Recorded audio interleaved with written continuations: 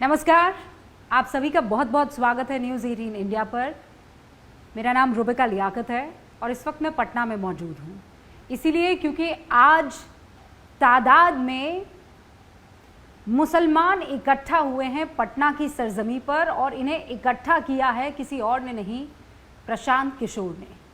प्रशांत किशोर जो अरसे तक अलग अलग पार्टियों के पॉलिटिकल एड रहे या ये कह लीजिए कि राजनीतिक रणनीतिकार रहे। प्रधानमंत्री नरेंद्र मोदी के साथ काम करना हो कि ममता बनर्जी के साथ, वहाँ कैप्टन अमरिंदर के साथ काम करना हो या जगनमोहन रेड्डी के साथ, यहाँ नीतीश बाबू लालू प्रसाद यादव के साथ काम करना हो या ममता बनर्जी के साथ, ऐसे 10 से ज़्यादा चुनाव हैं जिनकी रणनीतियाँ बनाई, चुनावों को जिताया, सत्ता के केंद्र तक पहुँचाया, लेकिन अब खुद सत्ता का संचालन हो रहा है। और उसी की बानगी आज यहाँ आपको तस्वीरों में भी दिखाई दे रही होगी। तादाद में मुस्लिम चेहरे यहाँ पर मौजूद हैं। जन स्वराज जो कि 2 अक्टूबर को एक पार्टी के रूप में देश के सामने आएगी। क्या मकसद है, क्या विचारधारा है, क्या सोच है, इन सारे मुद्दों पर बातचीत करने के लिए प्रशांत किशोर खुद हमारे साथ जुड़ चुके हैं। प्रशांत जी नमस्ते, और आज तो अस्सलाम वालेकुम कहना चाहिए आपको। आदाब कह सकती हैं। कैसा रहा आपका? नहीं, पिछले 2 साल से जो हम लोग प्रयास कर रहे हैं कि बिहार में विकल्प के अभाव में यहाँ की एक बड़ी जनमानस को सिर्फ और सिर्फ लालू जी के डर से भाजपा और भाजपा के डर से लालू जी को जो वोट देना पड़ता है, उस स्थिति से, उस राजनीतिक बंधुआ मजदूरी से लोगों को आज़ादी मिले, लोग अपने बीच से अच्छे लोगों को चुनकर लाएं। उस दिशा में जो 2 साल पहले प्रयास शुरू किया था, उसका ऐसा समझिए कि पहला पड़ाव है 2 अक्टूबर, जब बिहार के 1 करोड़ लोग एक साथ आकर, पहली बार स्वतंत्र भारत के इतिहास में ऐसा होगा कि 1 करोड़ लोग आकर दल बना रहे हैं। बनाने के बाद लोग इतने लोगों को इकट्ठा कर सकते हैं, लेकिन 1 करोड़ लोग मिलकर दल बनाएं, ऐसा पहली बार 2 अक्टूबर को होगा। और उसी की तैयारी के सिलसिले में हम लोग 8-9 बड़ी बैठकें कर रहे हैं, जो क्योंकि ये जो 1 करोड़ लोग जुड़े हुए हैं, इस पूरी संरचना को, व्यवस्था को चलाने में कोई 4-4.5 लाख लोग हैं जो पदाधिकारियों के तौर पर आप जिनको मान सकते हैं। उनका एक बड़ा वर्ग में, ये जो आप सभा देख रहे हैं, कन्वेंशन सम्मेलन जो भी आप कहना चाहें, ये 10,000-12,000 लोगों की हर हफ्ते एक बैठक होती है, ताकि 2 तारीख को जो दल बनने की प्रक्रिया है, उसके जो महत्वपूर्ण पहलू हैं, संविधान है, उसमें हर समाज की भागीदारी है, उस पर उनकी राय विचार, राय शुमारी की जा सके, उनको कॉन्फिडेंस में लिया जा सके, ताकि 2 तारीख को जब एक साथ लोग बैठे तो ज़्यादातर मुद्दों पर पहले से चर्चा हो गई हो। तो आपने पहले महिलाओं के साथ सम्मेलन किया? नहीं, पहला सम्मेलन ये जिले और प्रखंड के स्तर के जो पदाधिकारी हैं उनका बैठक था 28 तारीख को। उसके बाद जो युवा साथी हैं उनकी बैठक थी। उसके बाद तीसरा महिलाओं की बैठक थी। ये चौथा मुसलमानों के साथ बैठक हो रही है। आपको लगता है कि मुसलमान आपको वोट करेंगे 243 सीटों का? नहीं, देखिए, वोट तो किसी भी दल को, किसी भी नेता को 100% लोग कर नहीं सकते हैं। 100 में 100 आदमी तो वोट करेगा नहीं, लेकिन जो जन स्वराज की मूल भावना है कि समाज के हर वर्ग को साथ में लाकर दल बनाना है, ताकि जब दल बने तो वो दल किसी व्यक्ति विशेष का ना हो, किसी जाति, किसी धर्म, किसी परिवार का ना हो, वो बिहार के हर उस व्यक्ति का दल हो जो चाहता है कि एक नया विकल्प बने। और 18% आबादी वाले मुसलमानों की भी बहुत बड़ी उसमें भूमिका है। तो जब ये दल 2 अक्टूबर को बनेगा तो इसके बनाने वालों में 18% मुसलमान भी होंगे। दल के पदाधिकारियों में 18% मुसलमानों की भी भागीदारी होगी। लेकिन दल के नेतृत्व में भी 18% का नेतृत्व मुसलमानों का होगा। दल से जो लोग टिकट पाएंगे उसमें भी 18% मुसलमानों का होगा। दल से मनोनीत किए जाने वाले लोगों में भी 18% मुसलमान होंगे। और ये सिर्फ मुसलमानों के लिए नहीं है, जो भी दलित समाज है, अति पिछड़ा है, सामान्य वर्ग है, उनको उनकी जनसंख्या के मुताबिक उनको सही भागीदारी मिले, ये जन स्वराज की मूल सोच का हिस्सा है। लेकिन ये जो MY समीकरण है, यादव और मुस्लिम समीकरण, जिससे आरजेडी को हमेशा लाभ मिला है, आपको लगता है आप उसमें फूट डाल पाएंगे? और फिर मैं जाति हमें फूट डालने की जरूरत नहीं है। पहली बात तो आप ये समझिए कि MY समीकरण कहीं बचा हुआ नहीं है। ये तो अब लोगों के मतलब एक तरीके से ये हिस्ट्री है। MY समीकरण जब सही मायनों में इफेक्टिव था तब तो लालू जी को या मुलायम सिंह यादव को यूपी बिहार में बहुत बड़ी सफलता मिलती थी। लालू जी को पिछले, अगर लालू जी के आरजेडी के परफॉर्मेंस को आप देखेंगे तो 2014 में उनके 4 या 5 सांसद जीते थे बिहार में, 2019 में 0 और इस बार 4। तो इतने बड़े राज्य में अगर MY समीकरण काम कर रहा है तो फिर लालू जी की सीटों की संख्या इतनी कम कैसे है? तो फिर जो मुस्लिम समाज है उसमें बहुत बड़ी संख्या में लोग निश्चित तौर पर अभी तक आरजेडी को वोट देते रहे हैं, कहीं इसमें दो मत नहीं है। लेकिन वो वोट आरजेडी का वोट नहीं है, वो वोट भाजपा के डर के खिलाफ है। वो चूंकि सामने से भाजपा होती है, मुसलमानों के पास या समाज के दूसरे कई वर्गों के पास कोई विकल्प नहीं होता है, तो डर के मारे लोग फिर से वही लालू जी को वोट दे देते हैं। यही बात भाजपा के लिए भी लागू होती है। भाजपा को भी जो वोट मिलता है, नीतीश को जो वोट मिलता है बिहार में, उसमें एक बड़ी संख्या ऐसे लोगों की है जो सिर्फ और सिर्फ लालू जी के डर से वोट देता है। अब अगर आप मुसलमानों की स्थिति पर आ जाए तो बिहार में दलितों के बाद सबसे ज़्यादा गरीब पिछड़ा अगर कोई है तो मुसलमान है। सबसे ज़्यादा बदहाल, सबसे ज़्यादा फटेहाली जहाँ मुझे पिछले 2 वर्षों में दिखी है वो मुसलमानों के बीच में दिखी है। और उनमें सबसे ज़्यादा एक तरीके से आप समझ लें तो घबराहट भी है और चिंता भी है, क्योंकि उनको ये दिख रहा है कि उनको कुछ मिल नहीं रहा है।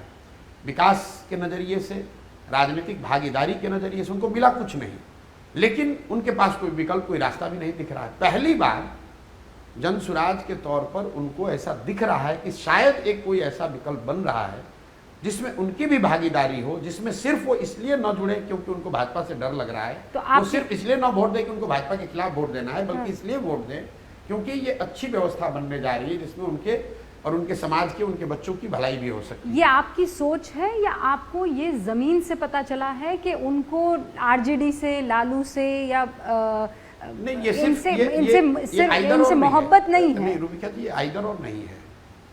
समाज में ये दिख रहा है जो वोट में भी दिखता है। जो जैसा मैंने आपको बताया कि लालू जी की पार्टी को उस तरह की सफलता अब नहीं मिल रही है क्योंकि मुसलमान आंख बंद करके पूरा एक मुश्त वोट जैसे पहले देता था वो नहीं दे रहा है। दूसरा, जब मैं गाँव में चला हूँ, 2 बरस चला हूँ, करीब 5500-5300 से ज़्यादा गाँव में गया हूँ, और उसमें जाहिर है कि मुसलमानों की बहुत बड़ी आबादी के गाँव में भी गया हूँ। तो वहाँ पर जो मैंने देखा, सुना, लोगों के साथ बैठकें की, रात बिताई, उनके साथ समय बिताया, उससे भी पता चला कि लोग चाहते हैं कि कोई नया बेहतर विकल्प बने। अगर ये नहीं है तो फिर इतनी बड़ी संख्या में पहली बार बिहार में 30 वर्ष में मैं इतना आपको कह सकता हूँ कि मुसलमान आरजेडी के अलावा कहीं दूसरा कोई विकल्प हो सकता है ये बात सोच रहा है या उसको जांचने परखने की कोशिश कर रहा है। मैं ये दावा नहीं कर रहा हूँ कि वो जनसुराज में आ गया, कि जनसुराज में जुड़ गया, कि वोट दे दिया, क्योंकि जनसुराज तो अभी दल है ही नहीं। लेकिन जो 2 साल में प्रयास हुए हैं उसका असर ये हुआ है कि पहली बार मुसलमान ये देख रहा है कि शायद कोई दूसरा बेहतर विकल्प हम लोगों को मिल सकता है, और इसलिए इतनी बड़ी संख्या में मुसलमान इसमें जुड़ रहे हैं। आपने बड़ी कड़वी बातें की है, मुसलमानों के बीच में जाकर उनसे कड़वी बातें की है कि आप जो है कैरोसिन की तरह बस जलते रहे हैं, रोशन आपने किसी और के घर को किया है। ये तो मैं देखिए, मैं इस पूरी यात्रा में सिर्फ मुसलमानों के नज़रिए से कड़वी बात नहीं कह रहा हूँ। मुझे तो जो लोग इंटरव्यू करने आते हैं, किसी ने कहा कि इसको तो आपको लताड़ यात्रा कहनी चाहिए, इसमें तो डांट यात्रा कहनी चाहिए कि आप तो जनता को बैठा के डांट रहे हैं। मैं तो लोगों को बता रहा हूँ कि तुम भाई 500 रुपये में वोट बेचोगे तो तुम्हारा विधायक मुखिया ईमानदार कैसे होगा। मैं लोगों को कह रहा हूँ कि तुम अगर मुर्गा भात खाकर वोट दोगे, तुम अगर दारू पीकर वोट दोगे, तुम जाति के नाम पर दे दोगे, मंदिर मस्जिद के नाम पर वोट दे दोगे, तो तुम्हारे बच्चों के लिए रोजगार, पढ़ाई नहीं होगा। और मैं लोगों को ये डांट के ही कह रहा हूँ, बहुत कड़े शब्दों में कह रहा हूँ। लेकिन अच्छी बात क्या है या समझने वाली बात क्या है, इन सारे कड़े शब्दों के बावजूद जो लोग सुनते हैं वो सब ये दुआ करते हैं, आशीर्वाद करते हैं कि नहीं प्रशांत जी आपने बात कड़वी कही है लेकिन बात सही कही है। मैं ये बात क्यों कह पा रहा हूँ, ये बात मैं इसलिए कह पा रहा हूँ क्योंकि समाज भी ये समझता है कि जो बात मैं कह रहा हूँ ये सही बात है। दूसरा, मैं उनका अपना हूँ, वो जानते हैं कि मैं बिहार का हूँ और बिहार को सुधारने का एक ईमानदार प्रयास कर रहा हूँ। सफलता मिलेगी नहीं मिलेगी वो अलग बात है, लेकिन आज आप बिहार में जाइए, जिसने भी जनसुराज का नाम सुना है, चाहे मेरा विरोधी भी है, वो आपको इतना जरूर कहेगा कि नहीं प्रयास तो अच्छा कर रहे हैं, बात ठीक कह रहे हैं, होगा कि नहीं होगा वो बात की बात है। इसलिए लोग कड़वी बात भी सुन रहे हैं। जहाँ तक अब आ जाइए सच्चाई की बात, मैं उनको क्या कह रहा हूँ, मैं तो मुसलमानों को इससे ज़्यादा कह रहा हूँ, किरासन तेल के मुकाबले से अलावा ज़्यादा कह रहा हूँ। मैं मुसलमानों को ये कह रहा हूँ कि आपके धर्म में, आपके दीन में, आपके कौम में जो बातें पैगंबर साहब ने बताई है, आप तो उसको भी नहीं फॉलो कर रहे हो। आपकी बदहाली इसलिए नहीं है कि कांग्रेस ने आपको ठगा, कि लालू जी ने ठगा, कि प्रशांत किशोर बचा देंगे, कि भाजपा आपको डरा रही है। आपकी बदहाली इसलिए है कि आपके यहाँ ये बात पैगंबर साहब ने कही है कि जिस कौम को अपने रहनुमाओं की समझ न हो उसके ऊपर जालिम हुक्मरानों को मुसल्लत कर दिया जाता है। ये हमारे शब्द नहीं है। अब ये चाहे जितना भी कड़वा हो, मैं कह रहा हूँ, लेकिन ये शब्द तो इस्लाम के हैं, ये तो आपके कौम के शब्द हैं। अगर आप ये कह रहे हैं कि आज के जो हुक्मरान हैं, आज के जो शासक हैं वो जालिम हैं, तो इसका मतलब है कि आपने कहीं ना कहीं अपने रहनुमाओं को चुनने में गलती करी है। क्योंकि ये मेरा आकलन नहीं है, ये तो अगर पैगंबर साहब के शब्द हैं, वो तो गलत हो नहीं सकता है। हाँ। तो आपके ऊपर जालिम हुक्मरान कब मुसल्लत किए जाएंगे? जब आप अपने गलत रहनुमाओं का चुनाव करोगे। नहीं तो तो गलत ये बातें जब मैं उनको बता रहा हूँ, हाँ। तो लोगों को ये बात समझ में आ रही है कि, और फिर मैं उनको बताता हूँ कि कैसे पिछले 25-30 सालों में उन्होंने गलत रहनुमाओं को चुना। किसी दल और व्यक्ति की बात नहीं है, जिसकी वजह से आज उनके समाज की हालत नहीं, पर आपने मैं आपको एक आंकड़ा दे रहा हूँ। पर आपने मैं आपको एक आंकड़ा पहले जालिम शब्द, एक मिनट। बहुत लोग मुसलमान जनरली पूरे देश में चर्चा करते हैं सच्चर कमेटी की। सच्चर कमेटी की रिपोर्ट आई 2006 में। टेबल हुई, हाँ। बहुत लोगों का मानना है कि भाई बीजेपी के आने के बाद, भाजपा के आने के बाद मुसलमानों की हालत खराब हुई है, उनका डर बढ़ा है, उनको लगता है कि उनकी भागीदारी, उनकी चिंता करने वाला कोई नहीं है। लेकिन सच्चर कमेटी की जब रिपोर्ट 2006 में आई, उससे पहले तो भाजपा का शासन नहीं था ज़्यादातर समय में देश में। फिर सच्चर कमेटी रिपोर्ट में कैसे बताया गया कि आप दलितों से भी ज़्यादा आर्थिक, सामाजिक, शैक्षणिक, राजनीतिक तौर पर आप दलितों से भी मुसलमान पिछड़ा है। ये कैसे हुआ? इसका मतलब कि जिनको भी आपने रहनुमा बनाया 2006 से पहले, उन्होंने भी आपका भला नहीं किया और गलत रहनुमाओं को उस समय चुना, इसलिए आज आपकी ये हालत है। ये बात मैं उनको बता रहा हूँ। अच्छा, लेकिन जालिम कौन, किसे जालिम कह रहे हैं? लालू प्रसाद यादव जालिम, जो भी आपके नहीं, देखिए प्रधानमंत्री नरेंद्र मोदी, मैं बता रहा हूँ कौन जालिम, मैं बता रहा हूँ कौन। जो भी हुक्मरान हैं, जो भी शासन कर रहे हैं, और अगर आज 2/3 से ज़्यादा लोग 100 रुपये से कम में अपना जीवन बिता रहे हैं। रूबिका जी, बिहार में 2/3 से ज़्यादा लोग आज भी 100 रुपया नहीं कमाते हैं। उसमें अगर मुसलमानों का आंकड़ा उठाकर देखिएगा, यहाँ मुसलमानों का पर कैपिटा एक्सपेंडिचर एवरेज 32 रुपये है। तो जो भी हुक्मरान रहे हैं, जिन लोगों ने भी शासन किया है, मुसलमानों की एजुकेशन की स्थिति देख लीजिए, मुसलमानों के किसी गांव में आप चल के देख लीजिए, पूरा बिहार ही गरीब है, पूरा बिहार पिछड़ा हुआ है, सब लोग परेशान हैं। लेकिन उसमें भी जो हम लोग के अनुसूचित जाति समाज के लोग हैं, जो मुसलमान है, जो अति पिछड़ा है, वो तो बहुत पीछे छूट गया है, बहुत पीछे छूट गया है। तो जिन लोगों ने भी शासन किया है, मैं सबको बता रहा हूँ, वो जालिम है। नहीं तो ये जो बात आपने कही है, इससे बहुत लोग इत्तेफाक रखेंगे कि आपने अपने रहनुमा ऐसे चुने और इसीलिए आपकी ये बदहाली है। नहीं, मैं उल्टा कह रहा हूँ। आपकी बदहाली इसलिए है क्योंकि आपने ऐसे रहनुमा। आप कह रहे हो कि आज का हुक्मरान जालिम है, कौन है उसको छोड़ दो। तो आपके कौम में बात ये बताई गई है ना कि आपके ऊपर जालिम हुक्मरान कब लगाए जाएंगे? जब अपने गलत रहनुमाओं का चुनाव करोगे। और ये गांव-गांव में मुसलमान समझ रहा है, ये मेरे शब्द नहीं है, शब्द भले आपके कौम के हैं, लेकिन उनको कोई इस तरह से आके बता रहा है तो उनको लग रहा है बात तो ठीक कह रहे हैं, बात तो मैं ठीक कह रहे हैं। लेकिन जब आप ये बातें उनसे करते हैं तो इस बात की भी चर्चा होती है कि उनको कट्टरता से एकदम जोड़ लिया जा रहा है, उनके अंदर जो ये डर है, इनफैक्ट दूसरे हैं जो उनसे ज़्यादा डर रहे हैं। देखिए, मुसलमान का कट्टर होना वो मुसलमानों में भी हो सकता है, हिंदुओं में भी हो सकता है, सिखों में भी हो सकता है, वो एक अलग विषय है। जहाँ तक उनके विकास का ना होना, उनके बच्चों की बदहाली का ना होना, जैसे मैं उनको बताता हूँ कि आपके कौम में कुरान का पहला जो आयत है, पहला शब्द है इकरा। इकरा का मतलब क्या? पढ़ो। और ये कौम आज देश की सबसे अनपढ़ कौम है। तो मैं तो ये बता रहा हूँ कि भाई तुम वोट जिसको देना है दो, लेकिन ये समझो कि जिस कुरान का पहला शब्द ही है पढ़ो, वहाँ पर आप अपने बच्चों की पढ़ाई की चर्चा ही नहीं कर रहे हो। दिन रात खाली ये चर्चा कर रहे हो किसको हराऊं, किसको जिताऊं। तो जनसुराज तो कोई दल नहीं है ना, पिछले 2 वर्ष से तो हम जाकर उनको बता रहे हैं कि जब तक आप इन मूल, देखिए आपके मतलब इस्लाम में जो हदीस में कही गई बात कि आपकी ये जिम्मेवारी है कि आपको अपने बच्चों के साथ इंसाफ करना है, उनके मुस्तकबिल के लिए काम इंसाफ करना है। लेकिन मुसलमान अपने बच्चों के साथ इंसाफ नहीं करके नेता का बच्चा के साथ इंसाफ करने में लगा हुआ है। अपने बच्चा को खाने का ठिकाना नहीं है, अपने बच्चे को पढ़ाई की व्यवस्था नहीं है, अपने बच्चे के रहने की व्यवस्था नहीं है, और सो कॉल्ड रहनुमाओं के तौर पर जो नेता जो उनको दिखते हैं उनके बच्चों की चिंता में मुसलमान लगा हुआ है। तो आप तो जो बात आपके कौम में आदेश किया गया है, समझाया गया है, उससे आप अलग कर रहे हो अपने आप। इस बदहाली की सबसे बड़ी जिम्मेदार आपको बीजेपी लगती है? नहीं, इस बदहाली के जिम्मेवार सिर्फ मुसलमानों की बात मैं नहीं कर रहा हूँ, बदहाली के जिम्मेवार हम लोग स्वयं हैं, बिहार के लोग हैं। हम लोगों ने गलत फैसले करे हैं, उसमें मुसलमान भी शामिल हैं। हम लोगों ने गलत फैसले किए हैं, गलत लोगों का चुनाव किया है, गलत मुद्दों पर वोट दिया है। देखिए, मैं जनसुराज की सभाओं में ये बताता हूँ कि आप, ये लोगों का भ्रम है कि हम लोग वोट ठीक देते हैं और नेता काम नहीं करता है।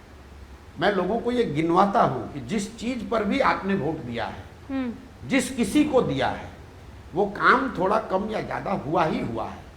लोग लालू जी के बारे में बताते हैं कि लालू जी ने कुछ नहीं किया। मैं लोगों को जाके गांव-गांव कह रहा हूं कि आपने लालू जी को वोट क्यों दिया था, कि लालू जी का भी दावा है और समाज का ऐसा मानना है कि लालू जी के राज में गरीब को, पिछड़ों को आवाज़ मिली, सम्मान मिला।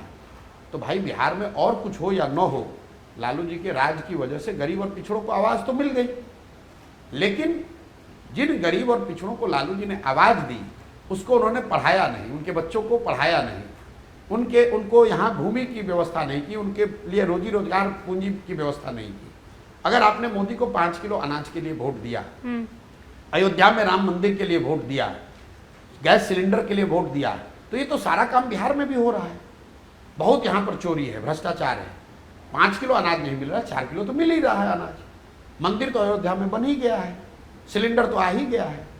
आपने नीतीश को वोट दिया कि भाई बिहार में बिजली की दशा सुधरनी चाहिए, तो नीतीश बाबू के राज में चाहे बिहार में जितनी बदहाली हो, बिजली तो घर घर आ ही गया। तो यही बात तो मैं लोगों को बता रहा हूँ कि भाई, तुमने वोट जिसको भी दिया हो, जिस वजह से तुमने वोट दिया, वो चीज तुमको कम या ज्यादा मिली, लेकिन तुमने अपने बच्चों के पढ़ाई और रोजगार के लिए वोट नहीं दिया, इसलिए वो नहीं मिला। तो प्रशांत किशोर का जन स्वराज पार्टी जो है वो पढ़ाई और नौकरी के लिए आ रही है? नहीं, ये पहली बात तो प्रशांत किशोर की पार्टी नहीं है। पार्टी तो बिहार के लोग बना रहे हैं, और जो लोग 2 तारीख को इस पार्टी को बनाएंगे, वो इसका नेता चुनेंगे, जो प्रशांत किशोर नहीं हो सकते हैं। क्योंकि प्रशांत किशोर ने पहले दिन से घोषणा की है कि मैं इस दल का नेता ना हूं, ना आगे कभी होऊंगा। इस दल का नेता वो होगा जिसको ये सारे लोग मिलकर चुनेंगे। नहीं, पर प्रशांत जी, ये बात कहने में तो अच्छी लगती है, लेकिन नहीं, ये तो 2 को होगा। नहीं होगा 2 को, ये कहने बयानों के लिए अच्छा, ये तो लेकिन 2 साल से लोग ये कह रहे थे कि अभी तो आप कह रहे हैं, लेकिन बनोगे तो आप ही। लेकिन 2 तारीख को, अब तो 2 तारीख में कितना दिन रह गया? तो 2 तारीख को नया नेतृत्व चुनकर आ रहा है। पर मैं प्रशांत किशोर से बात कर रही हूँ, जो अपना एक कदम 10 कदम सोच कर चलता है। You are a political strategist also. नहीं, सोच के आया। तो आप एक बगैर चेहरे की पार्टी की कल्पना आप कर ले, ये मैं मानूंगी नहीं। बिल्कुल, मैं ये सोच के आया हूँ। मैं तो गांव-गांव में जाकर ये बोल रहा हूँ कि मैं उनमें से नहीं हूँ जो सिर्फ आकर लड़ने के लिए लड़ता है। नहीं तो चेहरा, अगर मैं बता रहा हूँ, अगर मैं बिहार में आया हूँ और अपने जीवन के इतने वर्ष सब कुछ, अपना शारीरिक, मानसिक, आर्थिक सब कुछ दांव पर लगाया है। 2.5 साल हो गए। मैं मई 2022 में आया था। बिल्कुल सही। 2.5 बरस हो गए मैं करीब करीब बिहार में ही रहा हूँ। अगर सब कुछ मैंने अपना दांव पर लगाया है, तो ये आप मान कर चलिए कि इस व्यवस्था को बनाने के लिए, इस व्यवस्था से जीत निकालने के लिए और उस व्यवस्था के जरिए बिहार की स्थिति बदलने का पूरा खाका दिमाग में बना कर आए। तो प्रशांत, लेकिन वो जो खाका है वो किसी एक व्यक्ति सेंट्रिक नहीं है। वो खाका इस बात पर है कि बिहार में, उसका मूल बात मैं बता रहा हूँ, अगर 100 में 1 आदमी भी अच्छा काबिल बचा है तो मुझे उसको ढूंढ कर निकालना है। और अगर 100 में 1 आदमी भी अच्छा निकल गया तो बिहार की जनसंख्या के हिसाब से हमारे पास कम से कम 15 लाख लोग होने चाहिए। इसीलिए मैं गांव-गांव चल रहा हूँ। एक बार जब वो लोग आ गए 15 लाख लोग, उनके साथ जनमानस आ गया, फिर ये 15 लाख लोग मिलकर ये तय करेंगे कि कौन उनका नेतृत्व करेगा। जनसुराज एक लाइन में आज़ादी से पहले जो महात्मा गांधी की कांग्रेस थी उसको पुनर्जीवित करने का अभियान है। आज़ादी से पहले कांग्रेस कैसे चलती थी, जिसको भी आज़ादी की लड़ाई में भागीदारी करनी थी उस समय की कांग्रेस में जाकर वो ज्वाइन कर लेता था। हाँ, ठीक है। और उसको लगता था कि आज़ादी की लड़ाई से मैं जुड़ गया। हाँ। अब हर व्यक्ति अपनी क्षमता के अनुसार कुछ न कुछ करने लगता था। कोई सुबह में अपने गांव में प्रभात फेरी निकाल रहा है, कोई अखबार निकालने में मदद कर रहा है, कोई रेलवे लाइन जाकर उखाड़ रहा है, कोई धरने पर बैठ गया, कोई जेल भरों में गया, कोई बम फेंक कर आया। जिसकी जो क्षमता और समझ थी उसके अनुसार उसने काम किया, लेकिन वो सब कुछ उसने किया उस व्यवस्था के अंदर जिसका नाम था कांग्रेस। और उस कांग्रेस को कैसे चलाया जाता था? पूरे देश में देश से लोग जुटते थे और कांग्रेस का अधिवेशन होता था। हर साल कांग्रेस के अधिवेशन में लोग बैठकर चुनते थे कि अगले 1-1.5 साल तक के लिए कांग्रेस का नेतृत्व, इस स्वतंत्रता की लड़ाई का नेतृत्व कांग्रेस के माध्यम से कौन करेगा, किन मुद्दों पर लड़ाई लड़ी जाएगी। आपको मैं एक और आंकड़ा दे रहा हूं, आजादी से पहले कांग्रेस के जो प्रेसिडेंट रहे हैं उनका एवरेज टेन्योर 1.4 ईयर्स रहा है। आप अंदाजा लगाइए, आज से 100 साल पहले ज्यादा लोग अनपढ़ थे। सिर्फ मतलब अगर आप लिटरेसी देखिए, कई लोग कहते हैं भी तो अनपढ़ समाज है, जातियों में बटा हुआ है, कैसे कर पाएगा। तो मेरा उनको ये कहना है कि भाई आजादी से पहले तो 20% से कम लोग पढ़े लिखे थे, जाति ज्यादा थी, धर्म ज्यादा था, फिर भी लोग बैठकर अपने नेता का चुनाव करते थे। तो आज बिहार में भी करेंगे। लेकिन वो जमाना अलग था, ये जमाना अलग है। उस जमाने में भी आपको पता है कि प्रेसिडेंटशिप के लिए 10 तरीके की बहुत कंट्रोवर्सीज थी कि भाई नेहरू को बनाया गया, पटेल जी को नहीं बनाया गया, जिन्ना को भी आना था। कांग्रेस का नेतृत्व सिर्फ प्रेसिडेंट नहीं, पूरी CWC का चुनाव होता था और हर साल होता था। हाँ, वो होता उसमें था। क्या फिर यहाँ भी हो सकता है। तो उसमें बस अब ये सवाल ये है ना कि कोई तो चेहरा नहीं भाई, कोई भी आ सकता है। आप ये बताइए कि कांग्रेस के कितने प्रेसिडेंट के चेहरे को आप जानती हैं? नेहरू तो 2 ही बार रहे होंगे प्रेसिडेंट, बोस 1 बार रहे होंगे, पटेल 1 बार 2 बार रहे होंगे। मतलब इसके अलावा कांग्रेस में 50 लोग उस समय अलग अलग क्षेत्र से लोग, अलग अलग प्रतिभा के लोग चुनकर उसका अध्यक्ष बने। लेकिन उसके बाद वो कांग्रेस बदल गई। बदल गई तो, लेकिन हम जो जनसुराज हम लोग कर रहे हैं, हम लोग प्रेरित उससे हैं, उस मॉडल से हैं। उस चीज को फिर से पुनर्जीवित करना है। आपको लगता है वो हो जाएगा? भाई लगता नहीं है तो मैं कर क्यों रहा हूँ? आपने खुद ही कहा कि प्रशांत किशोर इतने होशियार आदमी है कि बिना सोचे समझे नहीं करेंगे ना। हाँ, इसीलिए इसीलिए तो देखिए, चूंकि ये चीज 100 वर्ष पहले की गई है या 75 वर्ष 80 वर्ष पहले होता था, इसलिए लोगों को ऐसा लग रहा है नहीं हो सकता है। लेकिन ये किया गया है ना, इसी समाज में, इसी देश में हुआ है। तो अगर उस समय हो सकता था तो आज भी होगा। प्रयास करने की जरूरत। अगर एकदम मॉडर्न हिसाब से इसको मैं कंपेयर करने की कोशिश करूं, हालांकि ये आप बहुत कड़े लफ्ज़ों में कह चुके हैं कि हमारा आंदोलन से कोई वास्ता नहीं है, हमने आंदोलन करके पार्टी बनाने की विचार हमने किया नहीं। लेकिन आम आदमी पार्टी भी इसी तरीके से आई थी ना। नहीं। आम आदमी पार्टी, ये आपकी पार्टी आम आदमी की पार्टी है। आम आदमी पार्टी है ना। 2-3 जो फिर आपने देखा क्या जो मूल फर्क है वो समझिए। पहले तो वो आंदोलन से निकली हुई पार्टी थी, हम लोग आंदोलन से निकले हुए नहीं हैं। जनसुराज आंदोलन से नहीं निकल रहा है, ये समाज के जन जागरण, समाज की जागृति के जरिए निकल रहा है। दूसरा, इसमें कोई ऐसा समूह नहीं है जो ये कह रहा है कि मुझे मालूम है, मैं इसको कर दूंगा, मैं 10 व्यक्ति वो हूँ जो सबसे अच्छा हूँ, मेरे पास फॉर्मूला है कि कैसे इसको ठीक करना है। मैं अपने हर भाषण में कहता हूँ कि 1 प्रशांत छोड़ो, अगर 10 प्रशांत किशोर आएगा तब भी स्थिति नहीं सुधरेगी, तुमको सुधरना है। तो ये बिहार के लोग इसको मिलकर बना रहे हैं। कुछ समानता किसी एक स्तर पर, 1-2 स्तर पर, वो तो फिर भाजपा से भी हो सकती है, वो कांग्रेस से भी हो सकती है, टीएमसी से भी हो सकती है, द्रविड़ियन आंदोलन से भी हो सकता है। लेकिन हमारा आंदोलनों में कोई यकीन न था, न है।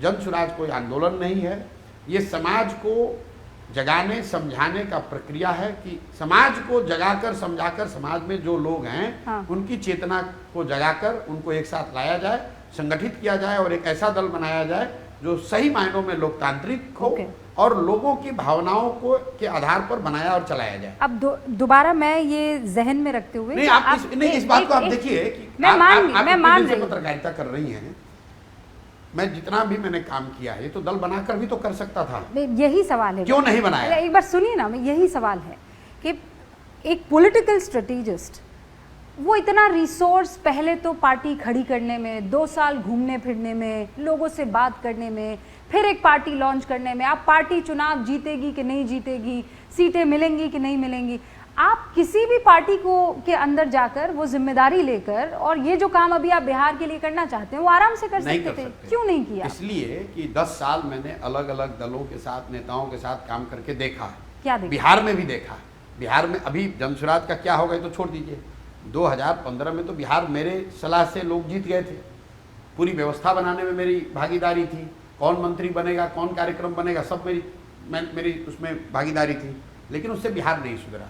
तो मेरा जो अपना 20 साल का अनुभव है प्रोफेशनल, वो सारा अनुभव समेट कर मैंने इसकी परिकल्पना की है कि कोई तो रास्ता होगा जिससे बिहार को सुधारा जा सकता है। बिहार जो देश का सबसे गरीब और पिछड़ा राज्य है, वो इतने आसानी से कोई आकर सुधार दे ऐसा बात नहीं। ये किसी एक व्यक्ति, एक विचारधारा, एक दल के की बात नहीं है। हर विचारधारा, हर व्यक्ति, हर दल ने प्रयास कर लिया है। अगर इसको सुधारना है तो कहीं ना कहीं बिहार के समाज को सुधारना होगा। और इसीलिए ये पूरी चीज गांधी की सोच से प्रेरित है।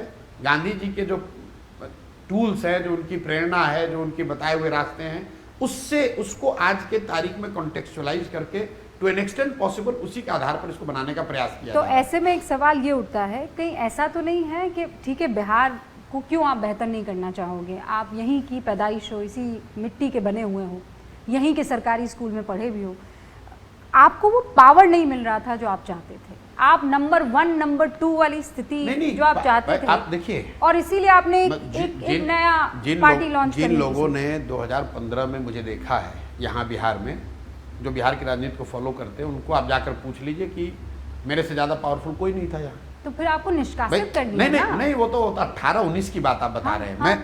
मैं अब दो चीज़ को लोग मिक्स कर देते हैं। जब मैं यहाँ 15 में आया था महागठबंधन का कैंपेन करने, तब मैं किसी दल में नहीं था कि कोई मुझे निष्कासित कर देगा।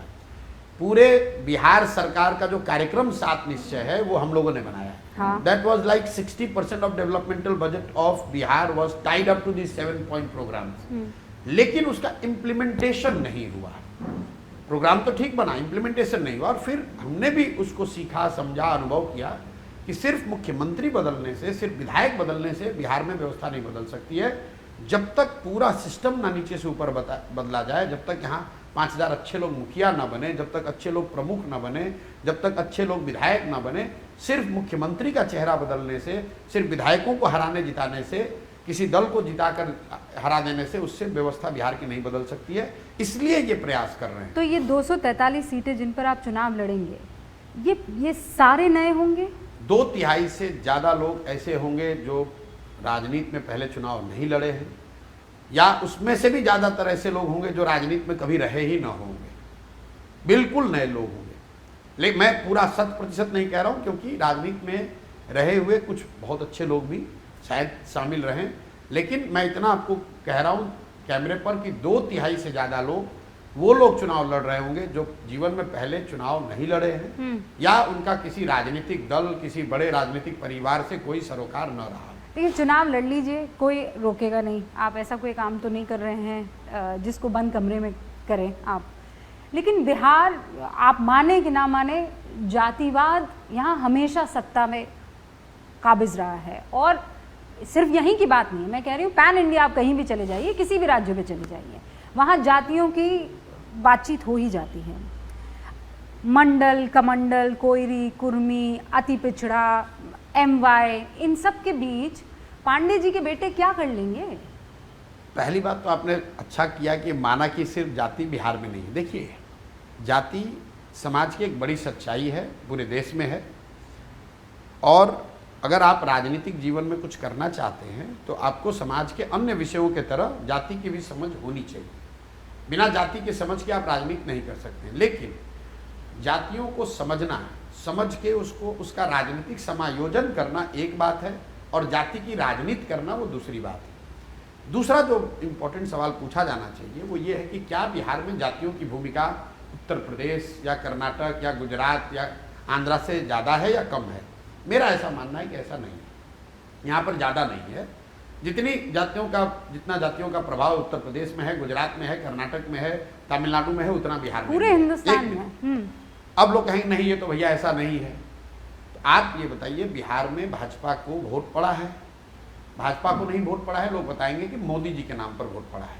तो मोदी जी के जाति के आपने बहुत सब अभी गिना है, कोयरी, कुर्मी, अति पिछड़ा, जितना आपको याद आया, तो ये मुझे बताइए कि मोदी जी के जाति के कितने लोग बिहार में रहते हैं? और अगर मोदी जी के जाति के लोग बिहार में रहते नहीं हैं और आप कह रहे हैं कि बिहार का हर आदमी जाति पर ही वोट दे रहा है, तो मोदी जी को वोट दिया किसने? ये बता दीजिए आप मुझे। आपने मुझे कहा पांडे जी के लड़के, तो नीतीश कुमार तो जिस समाज से आते हैं उसको यहाँ पर कुर्मी कहा जाता है, तो कुर्मी समाज की संख्या बिहार में कितनी ज्यादा है? अगर आप सिर्फ नंबर के हिसाब से देखिएगा तो उन लोगों ने, हमारा कोई जातियों में यकीन नहीं है, मेरा नाम में पांडे नाम नहीं है, लेकिन लोग राजनीति के लिए ऐसा चला रहे, जो जाति की राजनीति करते हैं वो कहते हैं। तो अगर आप ब्राह्मणों की संख्या जोड़ें तो कुर्मियों से ज्यादा है बिहार में। तो अगर कोई कुर्मी समाज का आदमी बिहार को लीड कर सकता है, तो कोई ब्राह्मण, कोई कुशवाहा, कोई नोनिया, कोई सहनी, कोई मुसहर, कोई पासवान क्यों नहीं कर सकता है? नहीं, एक मिनट रुकिए बात को पूरी समझ लीजिए। ये जो लोगों ने ये भ्रम फैला रखा है कि अगर आपकी जाति की संख्या नहीं होगी तो आप कैसे चुनाव लड़ोगे, कैसे जीतोगे? तो भाई नीतीश कुमार की जाति की संख्या कितनी है? नहीं, पर जाति की संख्या की, पीके जाति की संख्या की बात ही नहीं है, समीकरण बनाने की बात है। हाँ, आप सवर्ण हैं। सुन लीजिए आप सवर्ण हैं, और यहाँ कहाँ संविधान में लिखा है? कहीं नहीं लिखा है कि सवर्ण, नहीं कहीं नहीं लिखा है। एक मिनट, आप ये कहाँ संविधान में लिखा है कि सवर्ण राजनीति नहीं कर सकता है या कोई राजनीतिक प्रयास नहीं कर सकता है? आप नीतीश जी की बात छोड़ दीजिए। लालू जी को तो आप लोग कहते हैं भाई लालू जी को जाति समीकरण की ज्यादा समझ है, जाति का। लालू जी के जाति के कितने लोग बिहार में रहते हैं? 15%। तो क्या आपको लगता है कि जितने यादव समाज के लोग हैं, CSDS का सर्वे बताता है करीब 70% यादव समाज के लोगों ने लालू जी को पिछली बार वोट दिया है, तो 9-10% वोट हुआ, तो 10% वोट से लालू जी राजनीति कर लेंगे। जो 18% मुसलमान लालू जी को वोट दे रहा है, क्या वो जाति के आधार पर दे रहा है? नहीं, वो भाजपा के डर से दे रहा है। तो ये कह देना कि सिर्फ आपकी जाति है इसलिए आप जीत जाओगे, ये बहुत ओवर सिंप्लीफिकेशन है। जाति भी एक बड़ी फैक्टर है, लेकिन 243 जगहों पर प्रशांत किशोर थोड़ी ना चुनाव लड़ेंगे, वो तो समाज के लोग लड़ेंगे। और जनसुराज की जो सोच है कि समाज के काबिल लोग को हम लोग लड़ाएंगे, तो हर काबिल आदमी, बस मैं पूरी कर लेनी बात को, हर काबिल आदमी किसी न किसी जाति का है, किसी न किसी धर्म का है। कोई बहुत काबिल डॉक्टर है, वो मुसलमान भी हो सकता है, वो कुशवाहा भी हो सकता है, वो अति पिछड़ा भी हो सकता है, वो दलित भी हो सकता है। तो जातियों को ध्यान में रखकर उसको राजनीतिक तौर पे उसका समायोजन तो किया ही जा सकता है। नहीं, पर आप राजनीति के बहुत अच्छे स्टूडेंट हैं, ठीक है, इसका इम्प्लीमेंटेशन भी आपने बहुत सारी जगह किया। मैं कह रही हूँ सिर्फ जाति की बात नहीं, सवर्ण वर्सेस एवरीथिंग एल्स आ जाता है। अब ऐसा है ना कि मैं 2 बरस से पैदल चल पिछले कई दशकों से आप जानते हैं यहाँ पर पिछड़ा वर्ग का चेहरा जो है वो लीड कर रहा है। तो आप किसने कहा कि जनसुराज में पिछड़ा वर्ग नहीं रहेगा? ये आप कैसे जानते हैं कि जनसुराज का चेहरा पिछड़ा वर्ग का नहीं होगा? नहीं, आपने आप कैसे जानते हैं? आपने भाप लिया। मेरा अगला सवाल यही था। आपको ये किसने कहा?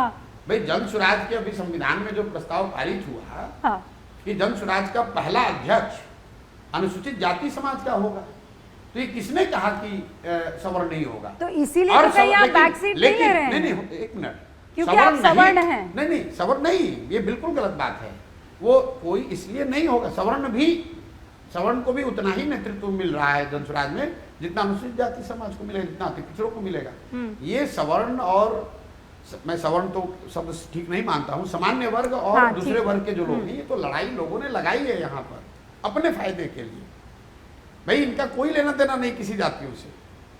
30 वर्ष से लालू जी और नीतीश जी का राज है, सो कॉल्ड आपने कहा पिछड़ों का राज है।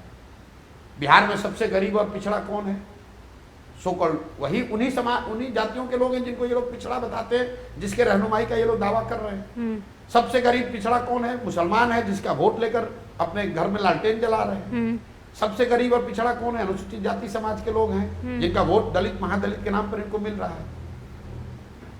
तो कहाँ समाज इनको मानने को तैयार है भाई? और अभी मैं आपको एक बिल्कुल क्रूड एग्जाम्पल, एकदम रिसेंट का एग्जाम्पल देता हूँ। अभी रुपौली एक जगह है पूर्णिया में, वहां पर विधानसभा का उपचुनाव हुआ।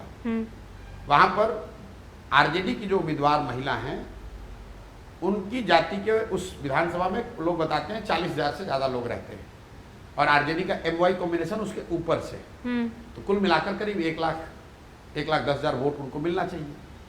45,000 मुसलमान है, 15,000 यादव है, और 40,000 जो कैंडिडेट थे उनकी जाति।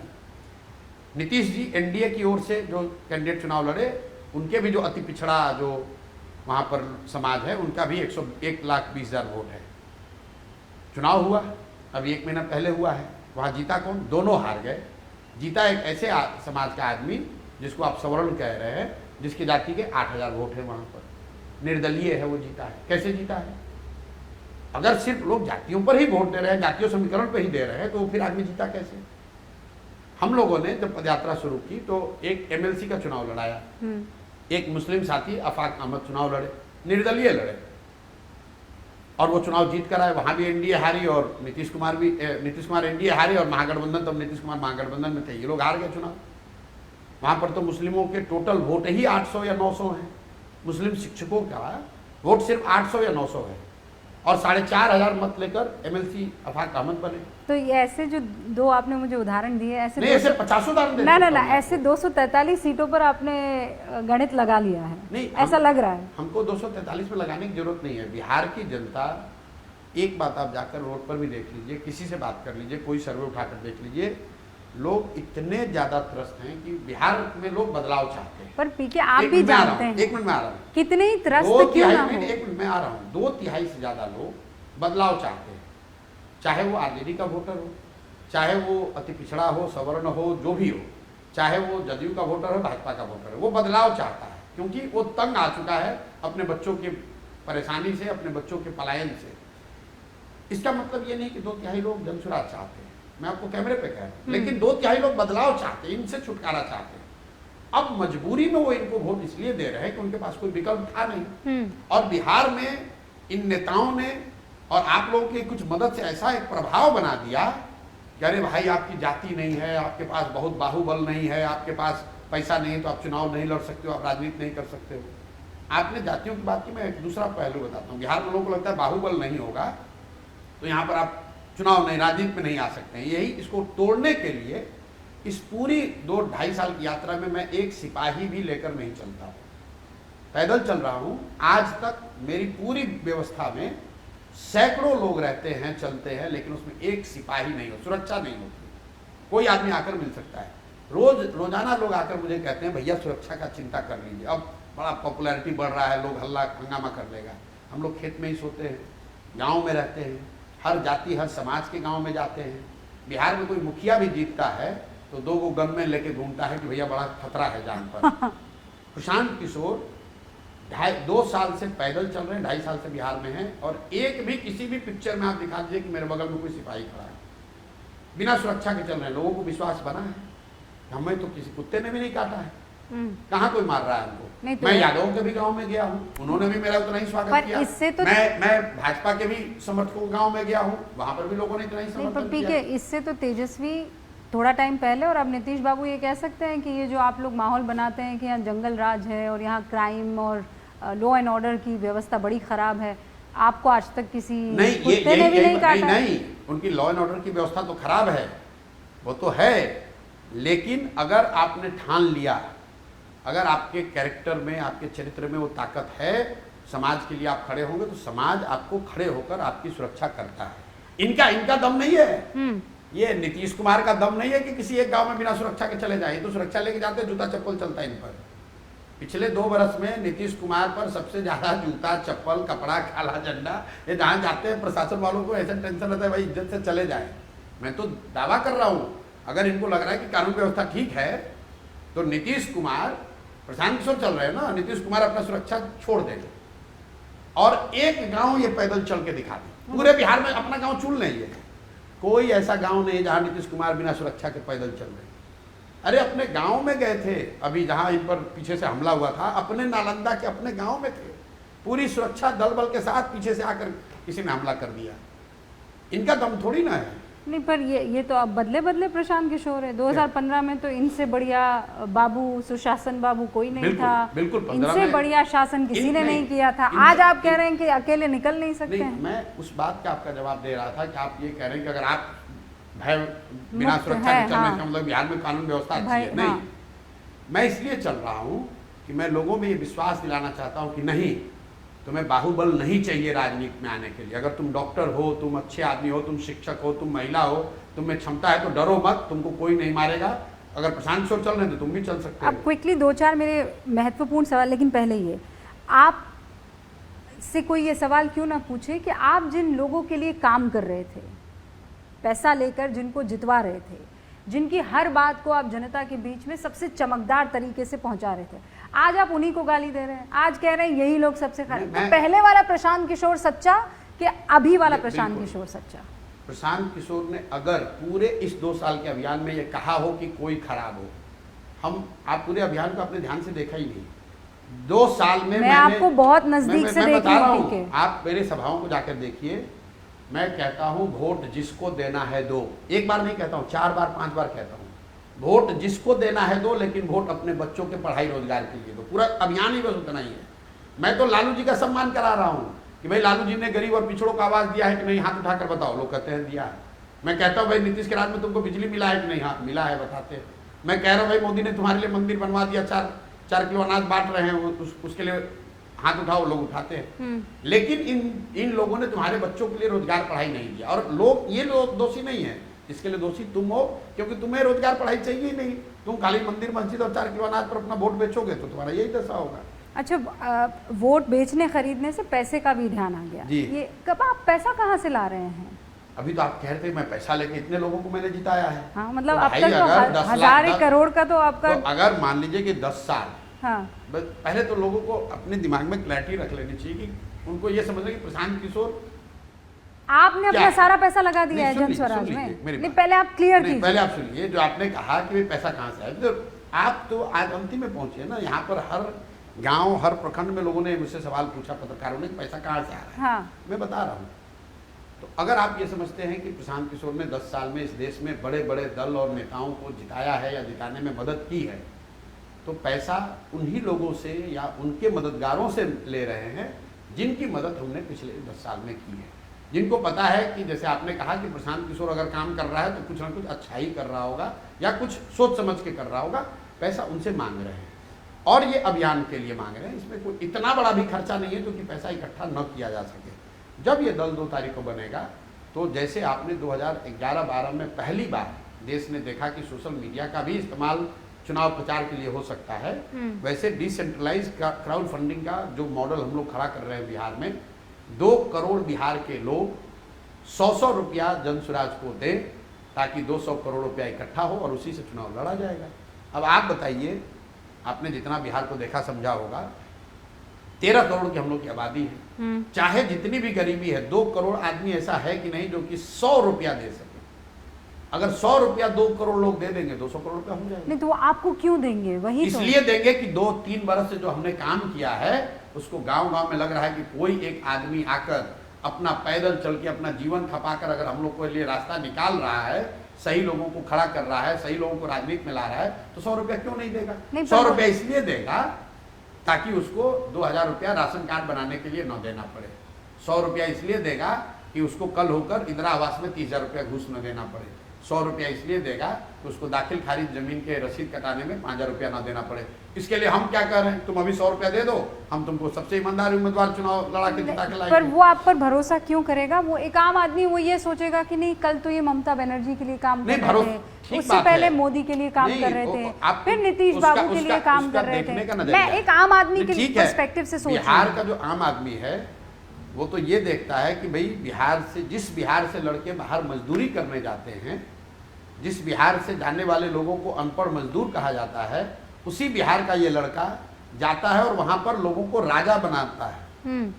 तो वो तो आप बहुत आदर और सम्मान से देखते हैं कि भैया अगर आप उनको मदद कर सकते हैं तो हम लोग को मदद क्यों नहीं कर सकते हैं। वो बिल्कुल उलट तरीके से देखता है। ये आप लोगों को लग रहा है कि वो देखता है कि ममता को जिताए कि जगन को जिताए। गाँव में लोग पता है क्या कहते हैं, अरे भैया आप इतना दिन तमिलनाडु और बंगाल और कहाँ कर रही थी, तो अब आ गए तो अब हम लोग आपके साथ खड़े, अब हम लोग का मदद कीजिए, हम लोग आगे बढ़ेंगे। तो प्रशांत किशोर की आइडियोलॉजी क्या है? मतलब राष्ट्रवादी है कि सेंट्रिस्ट है कि लेफ्टिस्ट है, क्या विचारधारा है? प्रशांत किशोर की जन स्वराज की आइडियोलॉजी जो आज़ादी से पहले कांग्रेस की आइडियोलॉजी थी, करीब करीब वही आइडियोलॉजी आज के कॉन्टेक्स्ट में आप मान सकते हैं। सिर्फ इसमें गांधी का चेहरा नहीं लगा हुआ है। जो बातें भी Congress stood for in ideological terms before independence, we stand for, by and large we stand for that। लेकिन चाहे वो ग्राम स्वराज की बात हो, वो समाजवाद की बात हो, समानता की बात हो, इक्वालिटी की बात हो, अंग्रेजी में अगर कहें तो लेफ्ट ऑफ सेंटर की पोजिशनिंग हो,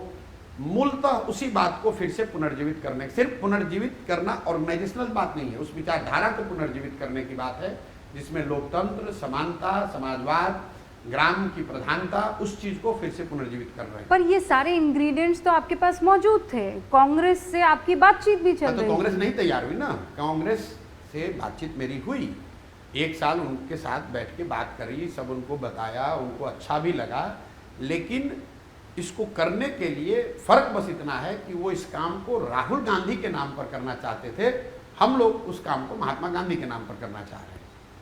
उनको ऐसा लगता है कि राहुल गांधी की ब्रांडिंग करके राहुल गांधी के साथ इस चीज़ को खड़ा किया जा सकता है। मुझे ऐसा लगता है कि देश में अगर आपको वो ऑल्टरनेटिव चीज़ खड़ी करनी है तो उसका एक और एकमात्र हथियार, एकमात्र तरीका महात्मा गांधी की विचारधारा को पुनर्जीवित करना है, न कि राहुल गांधी की विचारधारा को। तो मैं ये कह सकती हूँ कि उन्होंने महात्मा गांधी के ऊपर राहुल गांधी को रखा, खासकर कांग्रेस नहीं, अब ये आप कहेंगे, लेकिन वो तो आपको और हमको कहने की जरूरत नहीं, वो तो आज जो कांग्रेस पार्टी चल रही है आप उसमें देख लीजिए किसकी प्रधानता है, ये तो हमें कहने की जरूरत नहीं है। और आज की जो कांग्रेस है ये तो बीच में कई बार टूटी है, ये तो कांग्रेस आई थी, कांग्रेस इंदिरा बनी, फिर इंडियन नेशनल कांग्रेस वापस हो गए, ये ओरिजिनल कांग्रेस थोड़ी ना है। तो ये जो पदयात्रा आप कर रहे हैं, ऐसी ही पदयात्रा राहुल गांधी भी कर रहे हैं? वो तो बिल्कुल बहुत बड़े लोग हैं, उन्होंने तो बहुत बड़े स्तर पर पदयात्रा की है, और वो पदयात्रा उन्होंने तो 6 महीने में पूरा देश की यात्रा की है। हाँ। और हम लोग 2 बरस से सिर्फ अभी 5000 गाँव में गए हैं और 60% बिहार ही चल पाए, अभी 1-1.5 साल और चलेंगे। 1 मिनट, पर मैं जो सवाल आपसे पूछी आप समझ ही ना पीके। नहीं, मैं आपको समझा रहा हूँ, उन दोनों पदयात्रा में कोई कंपैरिजन ही नहीं है। Was that your idea is my question? नहीं, आइडिया देखो, हमने उनको पूरा कांग्रेस के 10 साल का पूरा ब्लूप्रिंट बना कर दिया है। कांग्रेस इतनी बड़ी पार्टी है, उनको अब आइडिया के लिए प्रशांत किशोर की थोड़ी ना जरूरत है। हमें जो उन्होंने बुलाया, हमें जो बताना था हमने बताया, उसका उनको जो अच्छा लगा वो माने ना माने, उससे कोई फर्क नहीं है। लेकिन जो राहुल जी ने पदयात्रा की वो अपने पार्टी के लिए कर रहे हैं, वोट के लिए कर रहे हैं। हम लोग जो कर रहे हैं वो समाज के लिए कर रहे हैं, और इसलिए हम लोग बहुत धीरे चल रहे हैं, हम लोग कछुआ की गति चल रहे हैं। 6 महीने में वो पूरा देश चले हैं, और मैं 2 बरस से सिर्फ आधा बिहार चला हूँ, आप फर्क नहीं देख रहे। और जब गांधी यहाँ आए तो चंपारण में उन्होंने 1.5 साल लगाया, सिर्फ 2 जिले में। क्यों? चंपारण के आंदोलन से देश को थोड़ी ना आज़ादी मिली, चंपारण के आंदोलन से, गांधी जी के उस प्रयास से देश को वो हथियार मिला, वो विश्वास मिला जिसका नाम है सत्याग्रह। कि सत्याग्रह भी एक तरीका है जिसका इस्तेमाल करके अंग्रेजों को हराया जा सकता है। तो हम लोग जो प्रयास कर रहे हैं कि नहीं, इसको बिल्कुल शुद्धता और ईमानदारी से करें, और ऐसा चीज़ खड़ा करें जिससे एक मॉडल खड़ा हो कि नहीं, इस तरह से भी समाज साथ में आकर पार्टी बनाकर चुनाव लड़कर जीत सकता है। ये आपका मिशन हो सकता है, विजन मेरे भी हो जीवन सकता का है। बिल्कुल मिशन है, अगले 2 साल, 5 साल, 10 साल, जितना भी लगे। लेकिन मैं प्रशांत, आपको बता रहा हूँ, ये लोगों को घबराहट है। वो घबराहट में बता नहीं, लोगों को घबराहट है कि 2 बरस राजनीतिक हो गया। नहीं, राजनीतिक कि नहीं। 2 बरस हो गया, 1 बरस हो गया। हाँ। लोग मुझे कह रहे हैं भैया कितना दिन चलिएगा, अब जल्दी दल का घोषणा कीजिए। हाँ। मैं आपको बता रहा हूँ, मुझे कोई घबराहट नहीं है। अगर 10 साल भी चलना पड़े तो भी मैं इसको किए बगैर मानूंगा नहीं। लोगों ने जिस राजनीतिक रणनीतिकार की आप इतनी बात किए जा रहे हैं, हाँ। वो एक दिन में थोड़ी ना माना लोगों ने। मैं जब काम 2011 में करना शुरू किया तब आप थोड़ी मुझे जानते थे, कोई नहीं जानता। 2011 से लेकर 2021 10 बरस तक उस काम को किया, अलग अलग राज्यों, अलग अलग दलों, अलग अलग परिस्थितियों में करके जीत कर दिखाया, तब तो लोग मान रहे हैं। पर तो अभी तो मुझे सिर्फ 2 ही बरस हुआ है, आप मुझे समय दीजिए, मैं आपको ये करके आपको मतलब ये करके दिखाएंगे। ये जीवन का अभी आप मेरा जिद्दी मिशन हैं, है। आपने ठान लिया है, लेकिन आप ही ने किसी एक इंटरव्यू में कहा था कि my life goes in 10 years bracket of 10 years। Yes. ठीक है, फिर आपने वो गिनाया भी। अब 10 साल बाद प्रशांत किशोर का जी उठ गया, बोले नहीं चल रहा जन स्वराज। नहीं चल रहा है तो फिर 10 क्या करेंगे? साल पहले 10, लेकिन जैसे मैंने कहा कि 10 साल में अपना जीवन जीता हूँ, तो 10 साल संयुक्त राष्ट्र संघ में थे। हाँ। अच्छा कर रहे थे। जब अच्छा कर रहे थे तो नॉर्मल चीज़ें हैं कि भी आप वहाँ पे स्टिक करना चाहिए था। हाँ। मैंने उसको छोड़ दिया। फिर जो काम आकर शुरू किया वो तो विधा इस देश में थी नहीं। चुनाव प्रबंधन और रणनीतिकार, ये वो जो भी शब्द इस्तेमाल आप लोग कर रहे हैं, ये तो शब्द कभी थे ही नहीं ना। उसको 10 साल में स्थापित किया, उसको छोड़ दिया। अब मैंने अपने जीवन के लिए तय किया है कि मुझे अगले 10 साल में बिहार में वो व्यवस्था बनानी है कि देश का सबसे गरीब और पिछड़ा राज्य अपनी स्थिति बदल सके। ये 10 साल में मुझे प्रमाणित करना है। अच्छा, ये आपके लिए आसान है कि कठिन है? अब सवाल सुन लीजिएगा। आसान इसलिए क्योंकि आप तो इन सारे खेमों में रहे हैं, आप इनकी हर दुखती नब्ज को जानते हैं, आप इनकी वीकनेस को भी जानते हैं, आप इनकी स्ट्रेंथ को भी जानते हैं। एंड देन या फिर ये आपके लिए खतरनाक है, थोड़ा परेशान करने वाला है कि बहुत बड़ी ताकतें हैं, आप कैसे लड़ पाएंगे? बड़ी ताकत तो मैं किसी को नहीं मानता हूँ, डरता मैं किसी से नहीं हूँ। तो बड़ी ताकत कुछ नहीं है। कठिन इसलिए है कि समस्या बड़ी है। बिहार वो राज्य है जिसको ज़्यादातर दलों ने, नेताओं ने न सुधर पाने वाला राज्य मानकर छोड़ दिया है। ऐसा नहीं है कि बिहार को लेकर मैंने पहले कांग्रेस के नेतृत्व से चर्चा नहीं की होगी या भाजपा से बात नहीं करी होगी, या जब जो उनके साथ काम किया है, बिहार तो हमेशा से दिल में रहा है, हमेशा उसकी बात करी है। नीतीश से भी बात किया होगा, लालू जी से भी बात किया होगा। हर व्यक्ति कहीं ना कहीं आज कहता है कि अब इससे ज़्यादा बिहार नहीं सुधर सकता है, ठीक है अब जितना हो रहा है इतना ही बहुत है, अब इससे ज़्यादा क्या ही सुधरेगा। एक तरह से एक नोशन बन गया है बिहार और बिहारी कि मतलब ये लोग मतलब नहीं सुधरने वाले, इसको इससे बेहतर नहीं बनाया जा सकता है। उस नज़रिए से बहुत बड़ी चुनौती है। लेकिन कोई यहाँ दल बड़ा है, कोई नेता बड़ा है, उससे मैं डरता हूँ, वो कोई डर नहीं है। डर ये है कि जो मैं कहता हूँ कि बिहार जितना आंकड़ों में गरीब है, उससे ज़मीन पर बहुत ज़्यादा गरीब है। जब मैं देखता हूँ अपनी आँख से तो डर लगता है कि क्या कभी इन लोगों को की ज़िंदगी को हम लोग सुधार पाएंगे। इतना पीछे छूट गए हैं, कैसे आगे जाएंगे, वो डर है। इतने बच्चों की पढ़ाई की व्यवस्था कैसे होगी, वो डर है। लेकिन ये डर इस बात का नहीं है कि कौन कितनी जाति का है, कि कौन हमको चुनाव में हरा देगा। कोई चुनाव में नहीं टिकने वाला। अब देखिएगा, डर ये है कि अगर लोगों ने इतनी आशा, इतने विश्वास से जिता दिया, आपको जिम्मेवारी दे दी, तो इसको सही कैसे किया जाए, डर उस बात का है। अच्छा, आपको बीजेपी की बी टीम कहा जाता है, छुपी हुई, कि वो पैसा देते हैं, उन्होंने आपको ये जगह दे दी है, जगह एज इन बिहार की पृष्ठभूमि दे दी है। इसमें कितनी सच्चाई है? देखिए, ऐसा है कि ये कौन लोग कह रहे हैं? ये कहने वाले लोग हैं राजद वाले। हाँ। क्यों कह रहे हैं? क्योंकि उनके पास एक ही लीवर है, भाजपा का डर, ताकि मुसलमान उनको वोट देता रहे। मैं बार बार इसीलिए मुसलमानों को किरासन तेल कहता हूँ, क्योंकि उनको मालूम है कि हमने मुसलमानों के लिए कुछ किया नहीं है। आरजेडी को ये मालूम है कि उन्होंने मुसलमानों के लिए कुछ नहीं किया है, सिवाय भाजपा का डर दिखाने का। मुसलमानों के लिए आरजेडी ने कुछ नहीं किया है, ना विकास के तौर पर, ना राजनीतिक भागीदारी के तौर पर, ना भाजपा को हराने के तौर पर। कुछ नहीं किया, वो भाजपा को हरा भी नहीं पाए। लेकिन डर एक मुसलमानों को के मन में बैठा दिया। अब उनको ये लग रहा है कि अगर कोई नया विकल्प बन जाए तब तो ये लीवर काम करेगा नहीं। तो मुसलमानों को डर को जिंदा रखने का एक उपाय क्या है कि भाई भाजपा का बी टीम है। भाई आपके पास प्रमाण क्या है? आपके पास प्रमाण क्या है? लोग कहते हैं भाई इनके पास पैसा बहुत है। हाँ। इतना अभियान चलाने के लिए पैसा कहाँ से आ रहा है? दूसरा, कुछ लोग कहते हैं भाई इनको ईडी सीबीआई वाले क्यों नहीं पकड़ रहे? यही तो दो बात है। तो भाई ईडी सीबीआई ने तो सोनिया गांधी को भी नहीं पकड़ा है अभी तक, तो क्या वो भी भाजपा की बी टीम है? कांग्रेस के सीडब्ल्यूसी में आज जितने लोग हैं, जरा मुझे आप नाम बता दीजिए कि कितने लोगों को सीबीआई और ईडी ने पकड़ लिया है। और अगर नहीं पकड़ा है तो क्या वो भाजपा की बी टीम है? अगर वो आपका तर्क है तो उस तर्क से बताइए मुझे। दूसरा, आपने कहा भाई इनके पास पैसा कहाँ से आता है। पैसा आपको बता रहे हैं कि आप आरजेडी से पूछिए तुम्हारे पास पैसा कहाँ से आता है। आप तो पत्रकार हैं, कभी आपने पूछा ये नीतीश से या आरजेडी से कि भाई तुम्हारे पास पैसा कहाँ से आता है? तुम तो बिहार से बाहर कहीं नहीं हो, बिहार में राजनीति करते हो, बिहार में तो कोई उद्योग है नहीं। तो जिस बिहार के लोगों के भविष्य की चिंता करने वाला अपने आप को बता रहे हो, इसी बिहार के लोगों को लूट कर, यहाँ के बालू माफिया, शराब माफिया, अफसरों के ट्रांसफर पोस्टिंग से जो पैसा तुम लूटते हो, उससे तुम राजनीति करते हो, अपार्टमेंट मॉल बनाते हो, बेनामी संपत्ति खरीदते हो। और प्रशांत किशोर, जो आप ही के शब्द में एक दो नहीं 10 राज्य में सरकार बनाने में हमने कंधा लगाया है, और हमको अभियान के लिए पैसा नहीं मिलेगा। हिंदू धर्म में हम लोग कहते हैं कि अगर लक्ष्मी चाहिए तो आपके पास सरस्वती होनी चाहिए। पैसा सरस्वती से आ रहा है, पैसा दिमाग से आ रहा है। ये प्रशांत किशोर अपनी बुद्धि गिरवी रख रहा है कि मुझे मेरे से काम करवा लो, मोटरसाइकिल बेचना है, मेरे से काम करवा लेना, मैं स्ट्रेटजी बनाऊंगा, लेकिन पैसा दो बिहार के लिए, इस अभियान के लिए दो। मैंने जीवन में कभी कोई कमर्शियल काम के लिए पैसा नहीं मांगा है, कभी अपना सलाह नहीं दिया है, अब दे रहा हूँ। अगर आप मुझे कहोगे कि मेरा फ़ोन का स्ट्रेटजी बना दो, मैं तुम जन स्वराज के लिए पैसे दूंगा, तो मैं जाके वो करूँगा काम।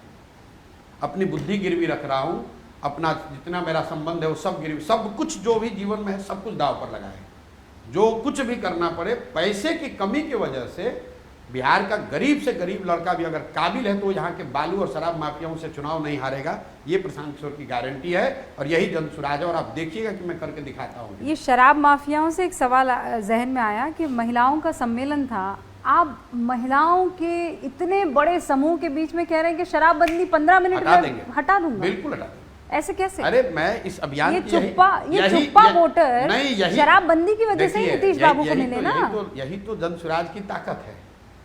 हम सवर्णों के बीच में जाकर कह रहे हैं कि बिहार में भूमि सुधार लागू करेंगे, जबकि कन्वेंशनल विजडम ये है कि अगर आप भूमि सुधार का बात कीजिएगा सवर्ण नाराज हो जाएगा। हम मुसलमानों के बीच में जाकर कह रहे हैं कि तुम इसलिए इस दुर्दशा में हो कि क्योंकि तुमने पैगंबर साहब की बात नहीं मानी, उस बात को अब जिस दीन और जिस कौम की बात कर रहे हो उसकी बात नहीं फॉलो कर रहे हो। हाँ। हम महिलाओं के बीच में जाकर कह रहे हैं कि शराबबंदी हटा लेंगे, क्योंकि महिला या मुस्लिम या सवर्ण या अति पिछड़ा मेरे लिए वोट बैंक नहीं है। जन स्वराज में हमने ये संकल्प लिया हुआ है कि बात मैं बोलूंगा बिल्कुल वही जो मुझे समझ में आ रही है, वोट दो या मत दो। हाँ, तो वो वोट नहीं देंगे, सुन के चले जाएंगे आपको। आप चिंता मत करो।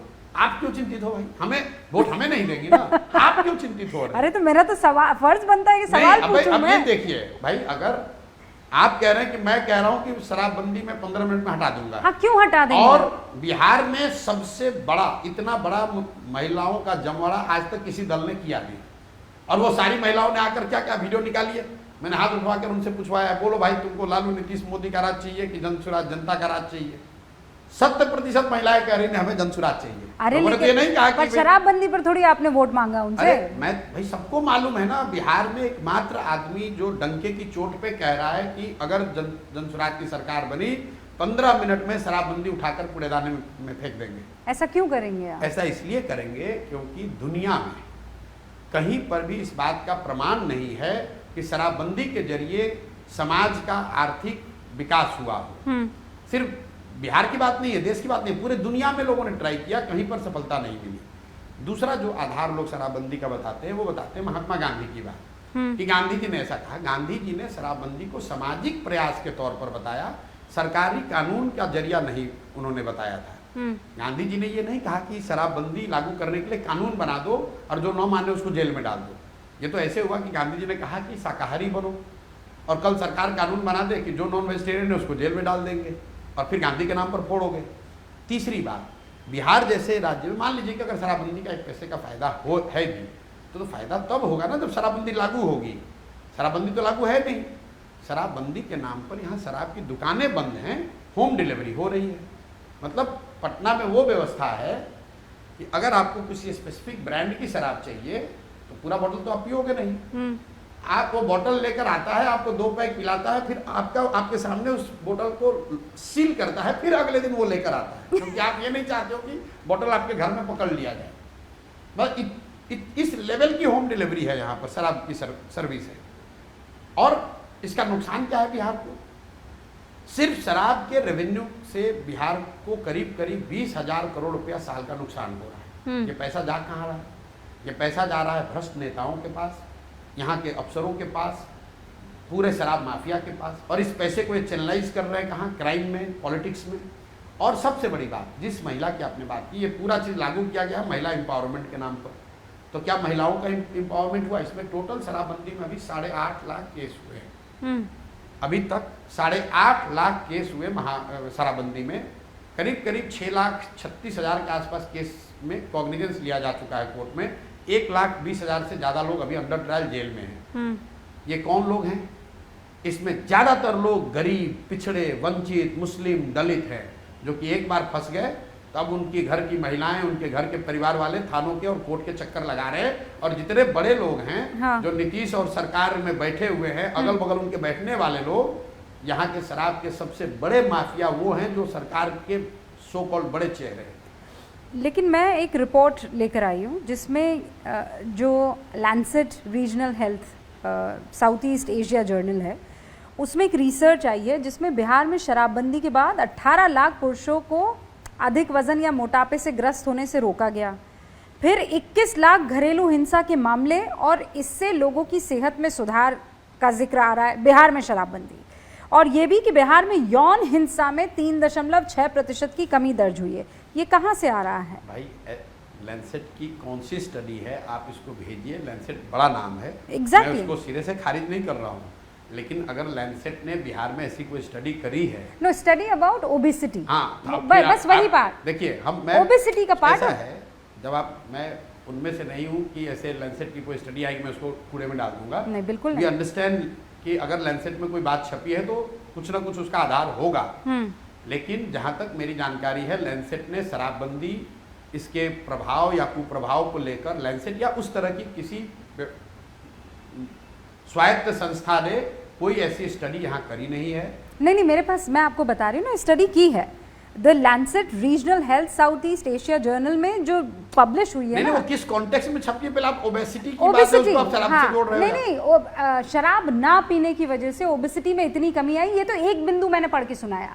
बाकी जो 4 बिंदु हैं वो यहाँ पर किए गए सर्वे के मैंने आपको बताया। अगर लैंसेट ने कोई स्टडी करी है जिसमें वो ये बता रहे हैं कि बिहार में शराबबंदी लागू होने के बाद किन्हीं मानकों पर जीवन में बेहतरी आई है, तो आप मुझे पेपर भेज दीजिए, मैं उसको पढ़ूंगा भी और उसको देखूंगा भी, अगर होगा तो अपनी बात करेक्ट भी करूंगा। लेकिन ऐसी कोई जानकारी हमारे पास है नहीं कि लैंसेट ने शराबबंदी के, क्योंकि लैंसेट इस तरह की स्टडी करता नहीं है। आप किस कॉन्टेक्स्ट में कौन सा डेटा उठा के बोल रही है मैंने देखा नहीं, तो मैं कुछ बोलना नहीं चाहता हूँ, लेकिन अगर लैंसेट ने कोई स्टडी शराब के बंदी के प्रभाव या कुप्रभाव को लेकर करी है तो आप मेरे से साझा कीजिए, उस पर जो होगी बात करेंगे आपसे। ये देखिए द lancet.com मैंने खोल ही दिया, उसमें देखिए effect of a large scale alcohol ban on population level, alcohol intake, weight, blood pressure, blood glucose and domestic violence in India.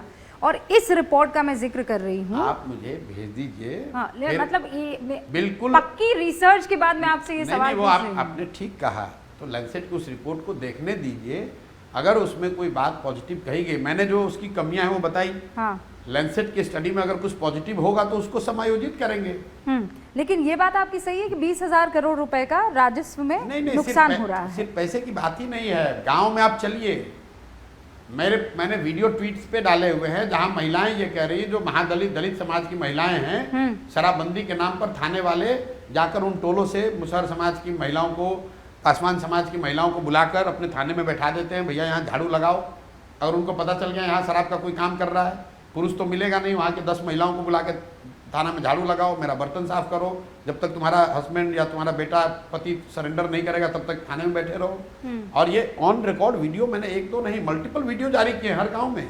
तो आप ये कह रहे हैं कि शराबबंदी जो है आप 15 मिनट में खत्म कर देंगे? बिल्कुल, मतलब जन स्वराज की व्यवस्था बनी तो उसको बिल्कुल हटाएंगे। अच्छा, महिलाओं के सम्मेलन में आपने जानवी दास को भी इंट्रोड्यूस किया था? नहीं, देखिए मैंने ये बताया कि पहले मैं दर्शकों को बता दूं कि जानवी दास है कौन, या आप बताएंगे? नहीं, आप ही बता दीजिए। जानवी नहीं, मेरी वाइफ है। हाँ। मेरी वाइफ है, मैं आपको बता रहा हूँ मैंने क्यों इंट्रोड्यूस किया, क्योंकि मैं यहाँ अकेले ही रहता हूँ, मेरा कोई परिवार का आदमी मेरे साथ कार्यक्रम में या इस पूरे प्रयास में नहीं जुड़ा हुआ है। महिलाओं के कार्यक्रम में ये चर्चा का विषय ये था कि महिलाओं की भागीदारी जनस्वराज में कितनी होनी चाहिए, और हम लोगों ने कहा कि महिलाओं की भागीदारी जो है वो उनकी संख्या के आधार पर नहीं, उनके योगदान के आधार पर होना चाहिए। क्योंकि संख्या के आधार पर आप देखेंगे तो बहुत सारी महिलाएं तो राजनीति में आती नहीं है, तो उस कि महिलाओं का योगदान क्या है। तो मैंने ये बताया कि आपकी जो संख्या है वो तो है ही, लेकिन जो लोग ये बता रहे हैं कि महिलाओं का भैया संख्या कम है, काहे 40 लोग को इनको लड़ाया जाएगा, ये तो संगठन में या किसी भी सामाजिक पब्लिक प्लेटफॉर्म पर महिलाओं की उतनी संख्या तो होती नहीं है। मैंने कहा कि अगर संख्या नहीं भी है तो भी आपको भागीदारी इसलिए मिलेगा क्योंकि जो पुरुष भागीदारी कर पा रहे हैं वो इसलिए कर पा रहे हैं कि कोई ना कोई उनके घर की महिला घर की जिम्मेवारी उठा रही है, बच्चों की जिम्मेवारी उठा रही है, तभी तो वो काम कर पा रहे हैं, राजनीति कर पा रहे हैं या कोई प्रयास कर पा रहे हैं। उसी को दिखाने के लिए कि भाई मैं प्रशांत किशोर 2 बरस से पैदल चल रहा हूँ, आप मुझे समझ रहे हैं कि भाई बहुत बड़ा ये प्रयास कर रहे हैं, तो मैं ये प्रयास इसलिए कर पा रहा हूँ कि मेरा जो बच्चा है, मेरे घर की जो जिम्मेवारी है वो मेरी पत्नी ने उठा रखा है अपने कंधे पे, तभी तो मैं ये कर पा रहा हूँ। ये बताने के लिए खड़ा किया था। पर उसके बाद बहुत चर्चा हुई कि पहली बार प्रशांत किशोर ने अपनी पत्नी को ये कॉन्टेक्स्ट बता दिया। हाँ, लेकिन कॉन्टेक्स्ट बता दिया। तो क्या आने वाले दिनों में वो भी राजनीति ज्वाइन कर सकते हैं? नहीं, कैसे कर सकते प्रशांत हैं? किशोर नहीं करेंगे तो सवाल ही नहीं। पहली बात तो मेरी वाइफ असम की है। लालू जी नहीं थे तो नहीं भाई मेरी वाइफ यहाँ की है ही नहीं, वो असम की है। और ना हम लोग के परिवार से कोई राजनीति में है, ना किसी के राजनीति में आने का सवाल है। ये सिर्फ मैंने इस बात को बताने के लिए कि जो पुरुष जनसुराज में या समाज में बड़े स्तर पर जो भी प्रयास कर पा रहे हैं, वो प्रयास, उनके प्रयास के पीछे किसी न किसी महिला का सपोर्ट या योगदान है, इस बात को बताने के लिए उसका इस्तेमाल। वो भी पेशे से डॉक्टर हैं? मेरी वाइफ डॉक्टर है। और आपकी मुलाकात यूएन में हुई थी? नहीं, हमारी मुलाकात मतलब यही इंडिया में हुई कहीं। उससे उसका बहुत महत्व नहीं। कैसे महत्व नहीं है? आपने महिलाओं के सामने उनको इंट्रोड्यूस किया। भाई क्यों इंट्रोड्यूस किया आपको बता दिया इसमें। तो was it a love marriage और अरेंज मैरिज? नहीं, love marriage. Love marriage. Love marriage. And you have a son? I have a son जो 8वीं कक्षा में पढ़ते हैं। 9th में पढ़ते हैं। 9th में। तो दोनों में से किसी को रुचि है पॉलिटिक्स? नहीं, किसी को भी नहीं? कोई रुचि नहीं। पिताजी? मेरे मदर फादर नहीं। लेकिन पिताजी, मुझे याद है आपने एक जगह कहा था कि वो अनशन पर बैठ जाया करते थे क्योंकि आप पढ़ाई छोड़ दिया करते थे। वो एक उनका अपना तरीका था बच्चों को डिसिप्लिन करने का। अगर आप मतलब कुछ उनके मन के मुताबिक नहीं करोगे तो आपको मारने डांटने के बजाय कि भाई मैं खाना नहीं खाऊंगा, तो फिर आप डर के मारे आप उनकी बात मान लोगे। हाँ। तो उस तरह का वो था। कभी जिक्र किया होगा, कभी भी नहीं। लेकिन अब मेरे माता पिता नहीं हैं, अनफॉर्चुनेटली दे आर नो मोर। लेकिन अगर आज वो होते तो आपको डांट पड़ती कि क्या हर थोड़े थोड़े दिनों में अपना प्रोफेशन चेंज कर लेते हैं, या he would be a proud father? अब ये तो नहीं कह सकता हूँ कि जो मैंने किया है whether it would have made them proud और नॉट, लेकिन अपनी ओर से प्रयास कर रहे हैं। जहाँ ऊपर वहाँ होंगे, वो देख रहे होंगे उनको कि प्राउड मैं whether I am worthy enough to make them feel proud और नॉट। ये मेरे लिए खुद से कहना कि मैं ऐसा कुछ कर रहा हूँ कि they would have felt proud, it would be little bit too much. I have the I can say it, but I have the right to say it. हाँ, नहीं मतलब क्या कि जो आप कर रहे हैं, आपके माँ बाप I am sure must be very happy and proud of you. मतलब अगर मेरे प्रयास से बिहार में बेहतरी हो जाए तो definitely they would have felt proud. They would not have like what I am doing in the sense the torture, the physical torture and the effort. हाँ, तो वो तो कोई पेरेंट्स तो सबको लगता है कि भाई जो भी आपके घर वाले हैं वो क्यों चाहेंगे कि आप धूप में, जाड़े में, बरसात में पैदल चलो 20 किलोमीटर डेली, हो तो कोई नहीं चाहेगा। लेकिन अगर इसके कुछ समाज का भला होता है तो दे वुड हैव लाइक्ड इट। आपने एक जगह ये भी कहा है कि सरनेम जो है वो अगर पॉलिटिक्स में आपको पसंद नहीं है। नहीं, हम लोग मतलब जिस व्यवस्था से आते हैं, हमारे पेरेंट्स ने कभी हम लोग का सरनेम रखा, सिर्फ मेरा ही नहीं, मेरे घर में किसी का सरनेम नहीं। पर सरनेम एज इन आपने उसमें यादव का जिक्र किया था, अखिलेश यादव का, आपने तेजस्वी यादव का जिक्र किया था, राहुल गांधी का जिक्र किया था। The surname that is help them, मदद करके। ऑब्वियसली वो बड़े बाप के लड़के हैं, उनकी पहचान क्या है? उनकी पहचान तो यही है कि भैया लालू जी के लड़के हैं। भाई उनकी पहचान क्या है? अगर वो लालू जी के लड़के नहीं हैं तो उनकी क्या पहचान है? उन्होंने ऐसा कुछ पराक्रम तो किया नहीं। पढ़ाई के क्षेत्र में, खेल कूद में, समाज के लिए कुछ अगर किया हो तो उसकी चर्चा की जाए। भाई चर्चा एक ही है कि भाई लालू जी के लड़के हैं। उस नज़रिए से उनको सरनेम का फायदा है। तो ये जो 3 नाम मैंने लिए हैं, राहुल गांधी, अखिलेश यादव, तेजस्वी यादव, क्या आपको लगता है ये सिर्फ परिवार की देन है, वरना इनका कोई अपना रसूख ना होता? देखिए, परिवार का नाम अगर आपके पास है तो डेफिनेटली आपको एक शुरुआती एडवांटेज है। अगर आप तेजस्वी यादव हैं तो आप आरजेडी के लीडर, जिस दिन आपके पिताजी चाहेंगे उस दिन आप बन गए आरजेडी के लीडर, क्योंकि आपकी दुकान है, आप जिसको चाहिए उसको बना दीजिए। लेकिन उसकी एक सीमा है। आप आरजेडी के लीडर हो गए, बिहार के लीडर नहीं हो गए। बिहार का लीडर तो बिहार की जनता चुनेगी। बिहार के लीडर लालू जी थे, बिहार के लीडर तेजस्वी यादव नहीं है। तेजस्वी यादव आरजेडी के लीडर हैं। मैं वैसे देखता हूँ, मैं राजनीति में परिवारवाद के खिलाफ हूँ। इसलिए खिलाफ हूँ कि हम लोग देश में क्रिकेट बहुत देखते हैं। आप इसको ऐसे समझिए, अगर सिर्फ गावस्कर का लड़का ही क्रिकेट खेलता है कि भाई रोहन गावस्कर के लड़के हैं इसलिए इनका सिलेक्शन तो होगा ही होगा, तो संभव है कि हमने आपने सचिन तेंदुलकर को देखा ही नहीं होता, क्योंकि भाई रोहन गावस्कर ही खेलेंगे। अगर सचिन तेंदुलकर का ही लड़का क्रिकेट खेलेगा, रिजर्व कर दीजिएगा, तो इसका मतलब है कि आप विराट कोहली और रोहित शर्मा को शायद आपने ना देखा होता, सूर्य कुमार यादव को नहीं देखा होता। तो ये चीज़ राजनीति में भी तो है। आप सिर्फ अपने ही अगर नेताओं के ही बच्चों को ही आप मौका देंगे या उन्हीं को आने देंगे, तो समाज में बहुत काबिल लोग तो वो तो आ ही नहीं पाएंगे। आपको लगता है ये तीनों पार्टियां जिनका मैं जिक्र कर रही हूँ, जिनका आप भी जिक्र कर रहे हैं, ये कभी परिवार मुक्त हो पाएंगे? कांग्रेस, चलिए एक एक करके, कांग्रेस कभी परिवार मुक्त हो पाएगी? नहीं, आज की जो कांग्रेस है उसमें परिवार का, गांधी परिवार का उनका कंट्रीब्यूशन भी है और उनका प्रभाव भी है। उससे वो बिल्कुल अलग, उस परिवार से अलग होकर आज की कांग्रेस की परिकल्पना करना करीब करीब असंभव है। ये सही है कि गलत है पॉलिटिकली? नहीं, बिल्कुल गलत है। मैं तो कांग्रेस के नज़रिए से नहीं कह रहा हूँ, वो तो देश के लोकतंत्र के हिसाब से गलत है। भाई आपने यहाँ पर आपको चपरासी भी बनना है तो टेस्ट देना है, मतलब गरीब सामान्य परिवार के बच्चे को अगर कांस्टेबल बनना है तो वो 5 साल दौड़ की प्रैक्टिस करता है, प्रयास करता है, लड़ाई लड़ता है, संघर्ष करता है, कॉम्पीट करता है, तब वो कांस्टेबल बनता है। और आप पूरे समाज के मुखिया बन रहे हो सिर्फ इसलिए कि तुम किसी के आप लड़के हैं। ये तो कोई राजशाही थोड़ी ना है भाई। पर 2024 के चुनावों के बाद में एक पॉलिटिकल स्ट्रेटेजिस्ट के तौर पर आपने क्या क्या बदलाव देखे हैं? आपका आकलन सही नहीं बैठा। आपने कहा था 300 के आसपास सीटें आएंगी, वो नहीं आई, और इसका कारण आप क्या मानते हैं? मतलब अगर आप गलत हुए और बहुत से नहीं, जो सिफोलॉजिस्ट है वो गलत हुए, क्यों हुए? अब क्यों हुए ये तो स्टैटिस्टिक्स है, कोई पर इतनी बुरी तरीके से, भगवान इतना बुरी तरह की बात नहीं है भाई। सरकार तो एनडीए की ही बनी है, मोदी जी ही प्रधानमंत्री बने हैं, वोट परसेंटेज जितना उनको पहले था उतना ही है, करीब करीब 0.7% कम है। लेकिन उन्होंने जो हाइप क्रिएट करी थी उसके हिसाब से उनको नहीं आई सीट, या जो लोगों का आकलन था 300 के आसपास, वो ना आके 240-50 आया था।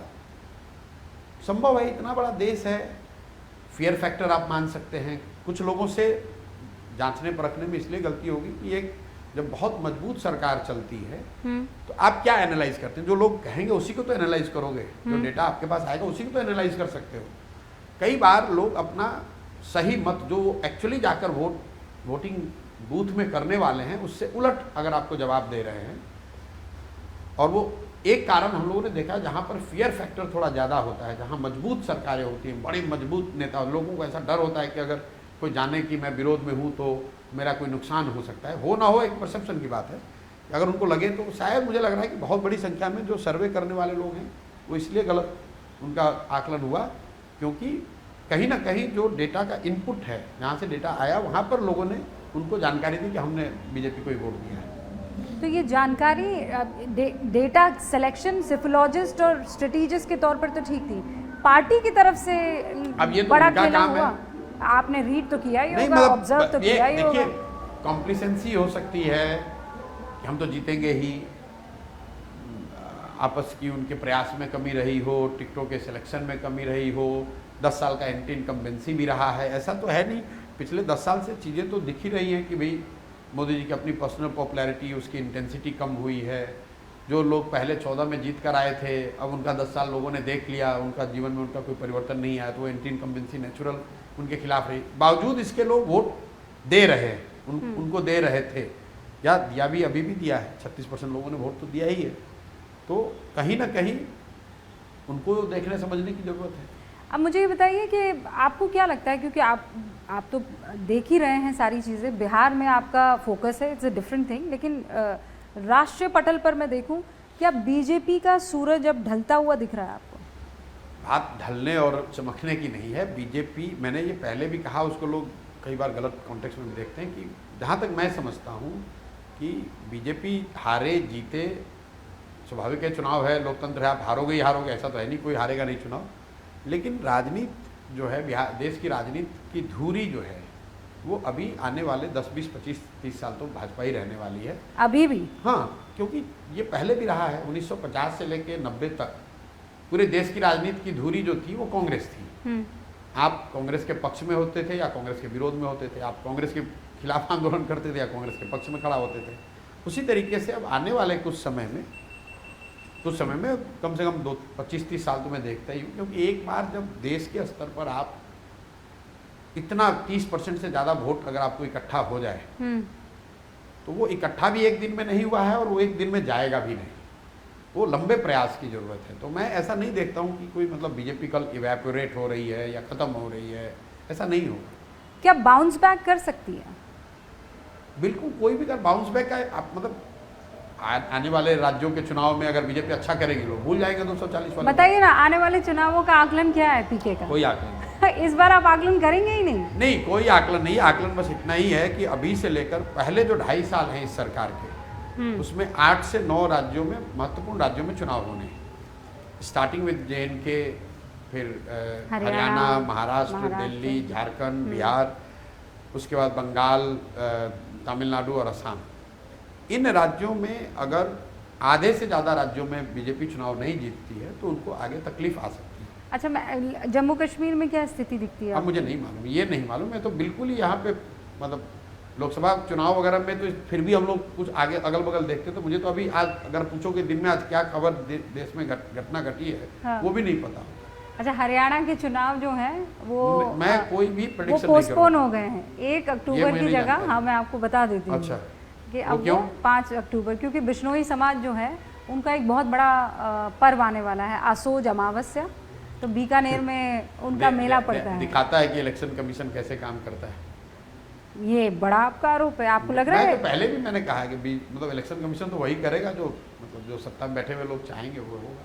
कुछ दिन पहले हम लोगों ने पढ़ा था कहीं पेपर में कि बीजेपी वाले चाहते हैं कि डेट को शायद चेंज किया जाए, और इलेक्शन कमीशन ने चेंज कर दिया। तो यही दिखता है कि भाई आप ये बिश्नोई समाज का कोई पर्व है नहीं है, तो आपको इलेक्शन अनाउंस करने से पहले भी इलेक्शन कमीशन को पता होगा।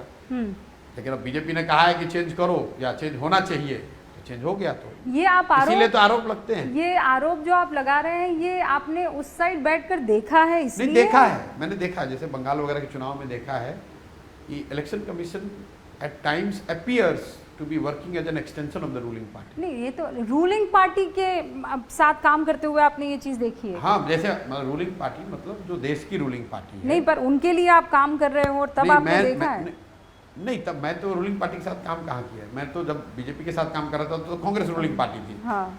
मैंने बंगाल में जो अनुभव किया या अन्य राज्यों में भी देखा है जहाँ पर सीधे भाजपा से मुकाबला होता है, वहाँ पर इलेक्शन कमीशन, चूँकि भाजपा की सरकार दिल्ली में है, तो election commission by large they appear to be in favour of BJP, और उसको थोड़ा बहुत उनको एडवांटेज बीजेपी को मिलता भी है। तो चुनाव के शेड्यूलिंग में, फोर्स के डिप्लॉयमेंट में, या जिस तरीके से ऑफिसर्स प्लेस किए जाते हैं, उसका कोई चुनाव के फाइनल आउटकम पर कोई असर पड़े जरूरी नहीं है।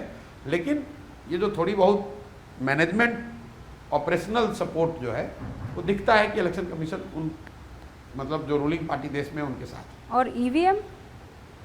नहीं, अब ईवीएम पे फिर अभी डिबेट बाकी है कुछ। हाँ, नहीं, मैं तो आपसे पूछ रही हूँ। मैं तो पहले भी कह रहा था, अभी भी कहता हूँ, मुझे नहीं लगता है कि इतने बड़े स्तर पर कोई ईवीएम को मैनिपुलेट कर सकता है, ये संभव ही नहीं।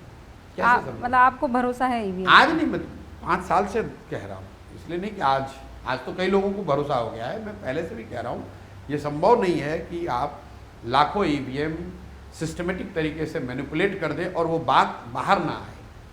कैसे करेंगे? कुछ ना कुछ लोगों को तो पता चल जाएगी। यहाँ 2 से ज़्यादा कोई भी बात अगर 2 व्यक्ति से ज़्यादा कोई जान जाए तो बात छुपने वाली नहीं है, कहीं ना कहीं कोई बता ही देगा। नरेंद्र मोदी से आपकी आखिरी मर्तबा कब बात हुई? बात कब हुई है तो ध्यान नहीं, बहुत पहले हुई। बहुत पहले मतलब कितना पहले? 18-19 में। उसके बाद आपकी कोई बात नहीं हुई है? तो फिर किस लिहाज से आपको बी पार्टी कह दिया जाता है? भाई जिसको कहना है कहे बी पार्टी, सी पार्टी, उसको कहने में क्या फर्क है? जिसका वोट कटेगा, जिसका लालटेन बुझने वाला है तो बी पार्टी कहेगा, उसमें क्या हो। तो राजनीतिक आरोप प्रत्यारोप को तो उनका काम है कहना, अपना दल बचाना है, अपना वोट बचाना है तो कुछ बोलेंगे। इतना टाइम से आप उनको फॉलो भी कर रहे हैं, देख भी रहे हैं एज एन एक लीडर के तौर पर नरेंद्र मोदी को, कुछ बदलाव आपको दिखा है, कोई परिवर्तन आपको दिखा है? देखिए, एक परिवर्तन जो है जो कि हम लोग सामान्यतः ध्यान नहीं देते हैं वो है एज का। हाँ, मतलब आपके घर में आपकी माँ हैं, आपके दादाजी हैं, वो 10 वर्ष में आप उनको देखेंगे तो उनकी क्षमता में फ़र्क आपको दिखता है कि पहले 70 के थे तो मेरे मेरी दादी एकदम एक्टिव थी और अब 80 की हो गई तो अब थोड़ा एक्टिव नहीं है, या अपने माँ बाप के लिए भी हम लोग देखते हैं। नेताओं के लिए हम लोग इस पर ध्यान नहीं देते। एज बहुत बड़ा फैक्टर है। मनमोहन सिंह जी यूपीए 1 में और मनमोहन सिंह जी यूपीए 2 में एक जो बड़ा फैक्टर है कि he has aged by 5-6 years more. तो डेफिनेटली मोदी जी 14 में जब आए थे, वो उस समय की एनर्जी, उस समय की ताकत, उस समय की क्षमता, उससे अब 10 साल ज़्यादा उम्र हो गई है, तो वो फ़र्क दिखेगा। पर लोग कहते हैं वो तो अभी भी he works like many hours. वो मैं जानता नहीं, जो लोग वर्क उनके साथ अभी कर रहे हैं वो उनको पता होगा कि कितना घंटा काम करते हैं। लेकिन अगर उनके हिसाब से भी मान लीजिए अगर वो काम बहुत करते हैं, तो उनके हिसाब से भी 10 बरस पहले इससे ज़्यादा करते होंगे। जैसे आप क्रिकेट भी खेलते हैं, आदमी बताता है ना भी आपके रिफ्लेक्सेस स्लो हो जाते हैं एज के साथ। तो एज बहुत बड़ा फैक्टर है जिसको राजनीति में इतनी चर्चा इसकी होती नहीं है। वही लीडर सोनिया जी को आप देख लीजिए, 2004 में और आज जमीन आसमान का फ़र्क है। उनका अनुभव शायद ज़्यादा होगा, उनकी समझ ज़्यादा होगी, लेकिन काम करने की क्षमता जो है वो नहीं है जो 2004 में थी। राहुल गांधी, उनमें परिवर्तन दिखा है? पहले से भी कॉन्फिडेंट थे, अब ओवर कॉन्फिडेंट दिख रहे हैं। ये कॉन्फिडेंस को लेकर बड़ी चर्चा होती है कि पीके का कॉन्फिडेंस राहुल गांधी को लेकर तंज है कि सीरियसली नहीं, उनकी तारीफ है? सीरियस एनालिसिस है कि जब आपके जीवन में सब कुछ अच्छा हो रहा हो तब तो आप कॉन्फिडेंट मतलब अपीयर होते ही होते हैं। राहुल गांधी की खूबी यह है कि जब उनके जीवन में सब उल्टा हो रहा है, मतलब पिछले 10 साल में बाई लार सारे चुनाव हारे हैं, बहुत पॉलिटिकली तो टर्बुलेंट फेज रहा है उन लोगों के लिए, इसके बावजूद वो कॉन्फिडेंट बने हुए हैं कि भाई नहीं मैं ठीक हूँ, मैं जानता हूँ मैं, तो ये मतलब तो ये तो ओवर कॉन्फिडेंस हुआ ना। अब ये कॉन्फिडेंस है, अभी अब ओवर कॉन्फिडेंट दिख रहे हैं मुझे, जब वो खड़े होकर कहते हैं कि जातीय जनगणना होगी और उससे देश की समस्याएं खत्म हो जाएंगी। ये इस तरह के स्टेटमेंट मुझे ओवर कॉन्फिडेंस वाला दिखता है। बाकी कॉन्फिडेंट तो हमेशा से राहुल गांधी। आप जातीय जनगणना के पक्ष में हैं? बिल्कुल पक्ष में है, लेकिन मैं उसको देश की समस्याओं के समाधान का कोई सिल्वर बुलेट नहीं मानता हूँ। ये बिल्कुल बेवकूफ़ी वाली बात है कि सिर्फ गणना हो जाने मात्र से लोगों की समस्या दूर हो जाएगी। अगर ऐसा होता तो गणना होनी क्यों चाहिए? उससे गणना, क्या गणना पहले मैं वो बात पूरी कर लूँ। अगर SC/ST की आर्थिक, सामाजिक, शैक्षणिक स्थिति की तो गणना हो रही है आज़ादी के बाद से, तो क्या उनकी स्थिति सुधर गई? गणना होने से सरकार और पॉलिसी मेकर्स के पास किसी समाज के विभिन्न वर्गों की बेहतर जानकारी, समझ हो, यहाँ तक तो ठीक है, होना ही चाहिए। आप क्यों सर्वे करते हैं, क्यों गणना करते हैं? क्योंकि आप जानना चाहते हैं कि आप जो काम कर रहे हैं, सरकार की जो नीतियाँ हैं, उसका असर किस पर क्या हो रहा है। लेकिन सिर्फ गणना कर लेने से, लोगों की स्थिति को जान लेने से स्थिति नहीं सुधरेगी, उसके ऊपर फिर आपको काम करना होगा। लेकिन अभी जो राहुल गांधी का स्टांस है कि जातिगत जनगणना हो जाने से देश की तरक्की हो जाएगी, वो मुझे फारफेस्ट लगता है। जनगणना होनी चाहिए, उसमें कोई दिक्कत नहीं। ये राहुल गांधी ऐसे कह क्यों रहे हैं? क्या वजह आपको लगता है? अब वो बता सकते हैं। आपको लग रहा है ये हिंदुत्व का तोड़ है? नहीं भाई, इसको भाई राहुल गांधी को हमसे आपसे ज़्यादा समझ है। उनके पास बड़े बड़े दुनिया के एडवाइज़र हैं, उनको बता रहे होंगे या उनको समझ खुद से आ रहा है कि ये करने से होगा। लेकिन उनको ये पूछा जाना चाहिए कि अगर जातिगत जनगणना हो जाने मात्र से ही देश की तरक्की होती थी तो 60 साल तो आप भी सत्ता में थे, आपने किसने रोका था? और लोगों को जानकारी होनी चाहिए कि जब यूपीए की सरकार थी और लास्ट जो सेंसस हुआ था उसमें तो जातिगत जनगणना हुई थी, उसको उन्होंने जारी नहीं किया। तो ये समझ उस समय तो आपके पास थी भाई, उस समय जारी कर देते, उसी समय देश की सब समस्या खत्म हो जाती, आप चुनाव भी नहीं हारते 2014 में।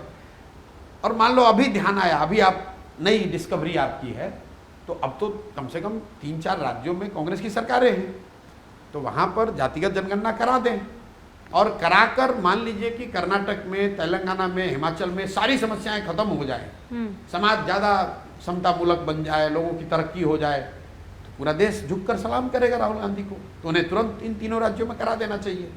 ये बीजेपी जो आरोप लगाती है कि ये देश को जातियों में बांटना चाहते हैं। देखिए बीजेपी वाले नहीं बांट रहे हैं, बीजेपी वाले भी तो बांट ही रहे हैं वो बात उसकी नहीं है। बीजेपी वाले क्या कह रहे हैं वो बीजेपी वाले जाने। मैं इतना कह रहा हूँ कि जातिगत जनगणना हो, यहाँ तक तो ठीक है, जातिगत जनगणना होने के फायदे हैं, उससे पॉलिसी गाइडेड होनी चाहिए, वो भी ठीक है।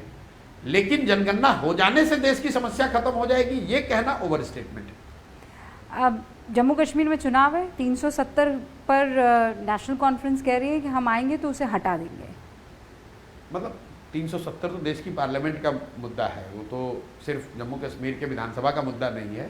तो जब तक पार्लियामेंट में उन लोगों की मेजॉरिटी नहीं होगी जो चाहते हैं कि 370 हटाना है, तब तक तो कैसे हटाया जा सकते हैं। तो पार्लियामेंट देश का कानून देश दिल्ली में बनता है, वो जम्मू कश्मीर के विधानसभा में थोड़ी ना बनता है। लेकिन आप 370 हटाने के फेवर में हैं कि भाई नहीं? वो तो हट गया बहुत पहले, खत्म हो गई बात।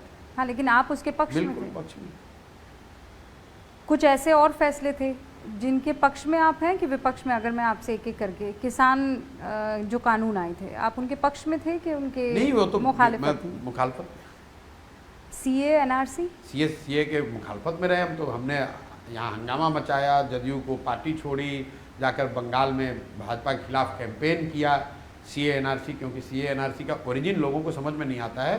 सीए एनआरसी के ओरिजिन के पीछे एक बहुत बड़ा फैक्टर बंगाल में 1-1.5 करोड़ दलित वोट है, जो कि भाजपा सीए एनआरसी के नाम पर उनको अपने साइड लेना चाहती थी, इसलिए सीए एनआरसी का बखेड़ा खड़ा किया है। ऐसा नहीं कि आइडियोलॉजिकली वो सीए एनआरसी के पीछे कोई बहुत बड़ी उनकी सोच है देश की सुरक्षा को लेकर, या ऐसा जैसा वो बताने की कोशिश करते हैं। विशुद्ध तौर पर बंगाल में दलित वोटों को पोलराइज करके उन वोट जीतने की जो पूरा जो बांग्लादेश से दलित आए हैं वो लोग सीए की मांग करते रहे, उसी को आधार बनाकर ये लागू किया गया। उसके मैं विरोध में रहा हूँ। ट्रिपल तलाक जो है, मुझे लगता है कि स्टैंड आउट, मतलब एक स्टैंड अलोन डिसीजन के तौर पे जो सरकार ने लागू किया है, इसके बजाय अगर यूनिफॉर्म सिविल कोड की बात हो रही है तो जब तक जिन समाज के लोग इससे प्रभावित होने वाले हैं उनको आप कॉन्फिडेंस में लेकर ये नहीं करेंगे, तब तक वो चीज़ें अगर सही भी है तो भी उसको गलत नीयत से ही देखें। लोग उस पर भरोसा नहीं करेंगे, आप पर एतबार नहीं करेंगे। तो आप यूनिफॉर्म सिविल कोड के पक्ष में हैं? नहीं, मैं इस पक्ष में हूँ कि जो समाज में लोग कह रहे हैं, जो जिसके लिए कानून बना हुआ है, जब तक उनमें सहमति ना हो तब तक उस पर थोपा नहीं जाना चाहिए।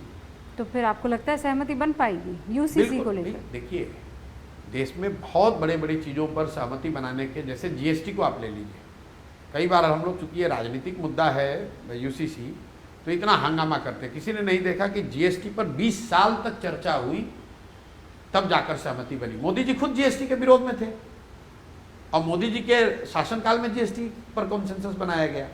जब जीएसटी लागू किया गया तब भी 3-4 राज्य इंक्लूडिंग उत्तर प्रदेश उसमें शामिल नहीं था।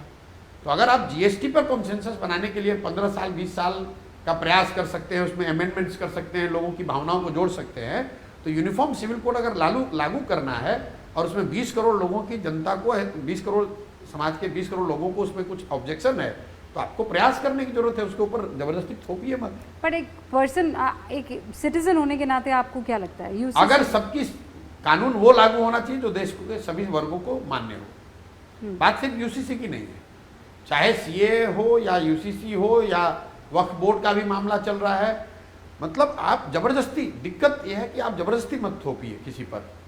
उन समाज के लोगों को भी तो, जिनके लिए कानून आप बना रहे हैं, जिनके ट्रिपल तलाक, जिन महिलाओं की भले की आप बात करने का दावा कर रहे हैं, उन महिलाओं से आपने बातचीत किया नहीं और जबरदस्ती का उसका ठेका ले लिया अपने सर पे। पर रविशंकर प्रसाद तो कह रहे थे हमारी खूब बैठकें हुई अब हैं। रविशंकर प्रसाद की बैठक हुई है तो मुसलमान समाज क्यों फिर ऑब्जेक्शन कर रहा है? तो यही तो प्रॉब्लम है कि मुसलमान समाज की जो रहनुमाई कर रहे हैं वो नहीं। ग्राउंड पर रहने वाले देखिए, वही मुसलमानों बात, से, उनके बीच में बड़ा डिफरेंस है। लोकतंत्र में जो सत्ता में है, जो लोग कानून बनाने की स्थिति में यहाँ बना रहे हैं, ये जिम्मेवारी उनकी है।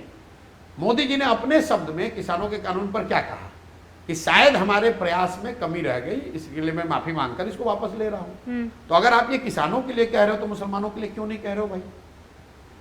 वहां तो भेदभाव आप कर रहे हैं ना। अगर मान लो कि एक बार को किसानों के लिए जो कानून लाया गया वो किसानों के भले के लिए था, लेकिन अगर किसान जिसके लिए आप भले के लिए आप ला रहे हो वही नहीं तैयार हो रहा है या आप उसको नहीं समझा पाए, तो आपको तो वापस लेना पड़ा। तो फिर ट्रिपल तलाक में क्यों नहीं कर रहे हो ये चीज? तो बोले ट्रिपल तलाक से तो बहुत बदलाव हुए हैं, फिर वही बात है, बड़ी खुश हुई हैं। मैं कह रहा हूँ ये बात आपने किसान के लिए क्यों नहीं किया?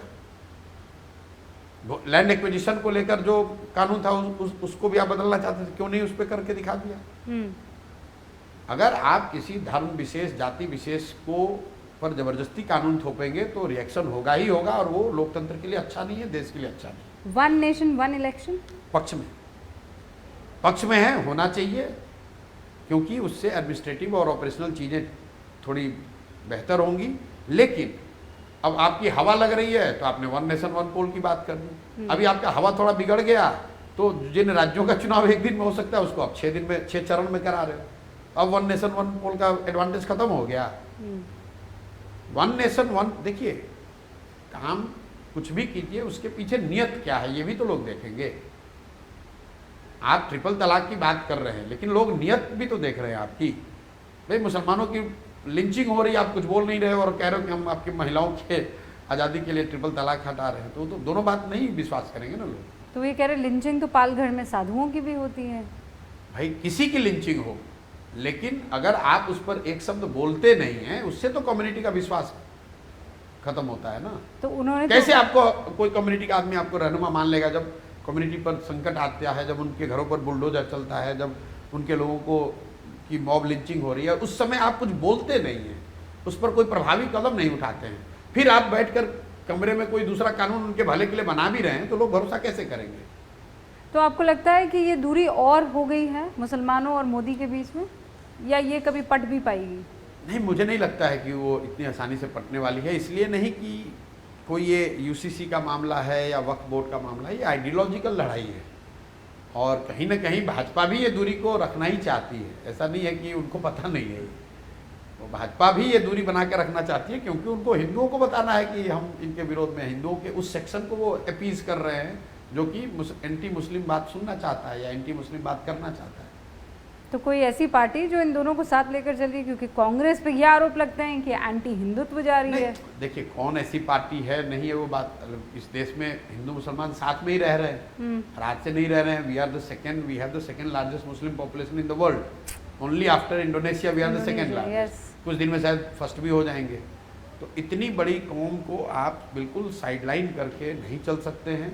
आप कांग्रेस हैं, भाजपा हैं, कोई भी हैं, आपको दोनों को मिलाकर चलना ही पड़ेगा। वैचारिक खींचतान लड़ाई तो चलती रहती है, लेकिन मुझे ऐसा लगता है कि मुसलमानों को ये थोड़ा जरूर भय है, इस सरकार को लेकर मुस्लिम समाज में भय है और उसके लिए वो भय क्यों है इस पर विवाद करने के बजाय सरकार को इसका संज्ञान लेना चाहिए। एंड चूंकि आप सत्ता में हैं, आप पावर में हैं, आप ऊपर हैं, तो आपको वो extra, you have to take that extra step to give confidence to the community कि आपकी भी उतनी ही सरकार है, आपका भी देश उतना ही है, आपके भले की भी उतनी ही बात सोची जा रही है जितने समाज के अन्य वर्गों। तो वो जो ये कहते हैं कि सारी कल्याणकारी योजनाएं अगर अब्दुल के घर पहुंच रही है या ये कहिए आनंद के घर पहुंच रही है तो अब्दुल के घर भी वो ठीक है, मुसलमान को उससे ऑब्जेक्शन नहीं है।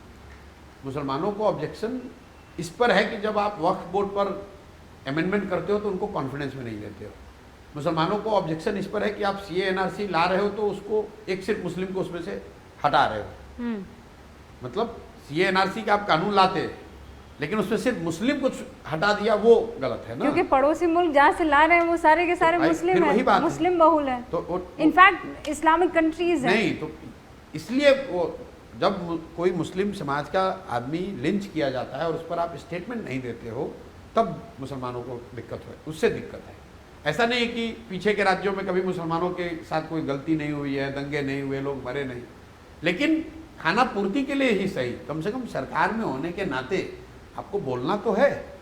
जब सरकार उस पर बोलती नहीं है या जो लोग इस तरह का काम कर रहे हैं वो दिखते हैं सरकार के बड़े नेताओं के साथ, तो फिर समाज का डरना या उसका शक करना वो लाजमी है। वो ये कहते हैं विनेबिलिटी है नहीं, काम कितना भी कर लीजिए वोट मिलता नहीं वो है। ठीक बात है, लेकिन देखिए वोट तो किसी भी पार्टी, किसी दल को 100% तो मिल नहीं सकता है।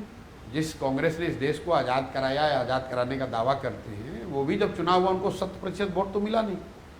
तो जब आप चुनाव लड़ते हैं तो you get vote of a section of society, but when you are in the power, when you rule for the whole, not for the parts. और इसी बात को तो वाजपेयी जी ने कहा, भाजपा के नेता ही ने कहा कि भाई राजा के लिए प्रजा के बीच में कोई भेदभाव नहीं हो सकता है। राजधर्म की जो बात, वो एक लाइन अभी तक बताई चलाई जाती है, यही तो कहा कि भाई राजा के लिए प्रजा प्रजा में भेद नहीं हो सकता है। जब राजा चुना जा रहा है तो स्वाभाविक है कोई आपके पक्ष में होगा, कोई भी पक्ष में होगा, हर आदमी तो आपके पीछे नहीं होगा। लेकिन एक बार जब आप राजा चुन लिए गए तो फिर आपकी जिम्मेवारी है कि समाज के हर वर्ग को साथ लेकर चलिए। तो प्रशांत किशोर समाज के हर वर्ग को साथ लेकर चलेंगे? नहीं, हम तो राजा नहीं हैं, लेकिन हम लोग तो जो अभी प्रयास कर रहे हैं उसमें प्रयास तो ये है कि सब तो 10 साल आप राजा नहीं है, आने वाले कई दशकों में जन स्वराज की जो व्यवस्था बन रही है जिसमें हमारी भूमिका है, ये मैं आपको बिल्कुल आश्वस्त कर सकता हूँ कि उसमें समाज के सभी वर्गों के साथ जहाँ तक हो सके न्याय और उनको साथ लेकर चलने का प्रयास होगा ही होगा। नहीं, पर प्रशांत किशोर कभी संसद में होंगे कि नहीं होंगे? नहीं, कभी विधानसभा में होंगे कि नहीं? मैंने 2017-18 में ये कहा था कि मैं संसद में नहीं जाऊंगा 10 साल बिहार में, मैंने कहा है। उसके बाद जाएंगे? तो 28-29 तक तो मैं, ऐसा तो है नहीं कि मुझे संसद में भेजने वाले लोग नहीं है, बहुत लोग भेजना चाहते हैं। हाँ, पर दिखेंगे आप एक्टिव रोल में, एक्टिव किरदार? मैं बिहार में ही देखूंगा। तो यहाँ की विधानसभा में दिख जाएंगे? विधानसभा में अगर सब लोग मिलकर तय करेंगे लड़ना है तो लड़ेंगे। अगर सब लोग मिलके ये जिम्मेवारी देते हैं कि भाई आपको ये विधानसभा ये सीट लड़नी है तो लड़ेंगे। ये इस बार के 200? हाँ, अगर सब लोग कहेगा तो लड़ेंगे, क्यों नहीं लड़ेंगे? लड़ने में क्या है भाई? जब 243 लड़ने की तैयारी है तो अपना भी लड़ेंगे। तो सीट कौन सी होगी? जो भी लोग मिलकर तय करेंगे, सब लोग मिलकर तय करेगा राघोपुर लड़ना है तो राघोपुर लड़ेंगे। वो आपके दिल के करीब है या ये नाम आपने ऐसे ही ले लिया? नहीं, राघोपुर मतलब तेजस्वी यादव की सीट है। हाँ, बिल्कुल। तो अगर सबने कहा कि भाई जन स्वराज परिवार की ओर से आपको ही लड़ना है राघोपुर, तो लड़ेंगे, कोई दिक्कत नहीं। तो ये खुले तौर पर चुनौती है? बिल्कुल भाई, जो भी दल तय कर देगा। हम चुनौती क्या, पूरे बिहार में ही ठोक के चुनौती दे रहे, कोई राघोपुर क्या बात है। तो इस बार के चुनाव बड़े दिलचस्प होने वाले हैं प्रशांत किशोर जी?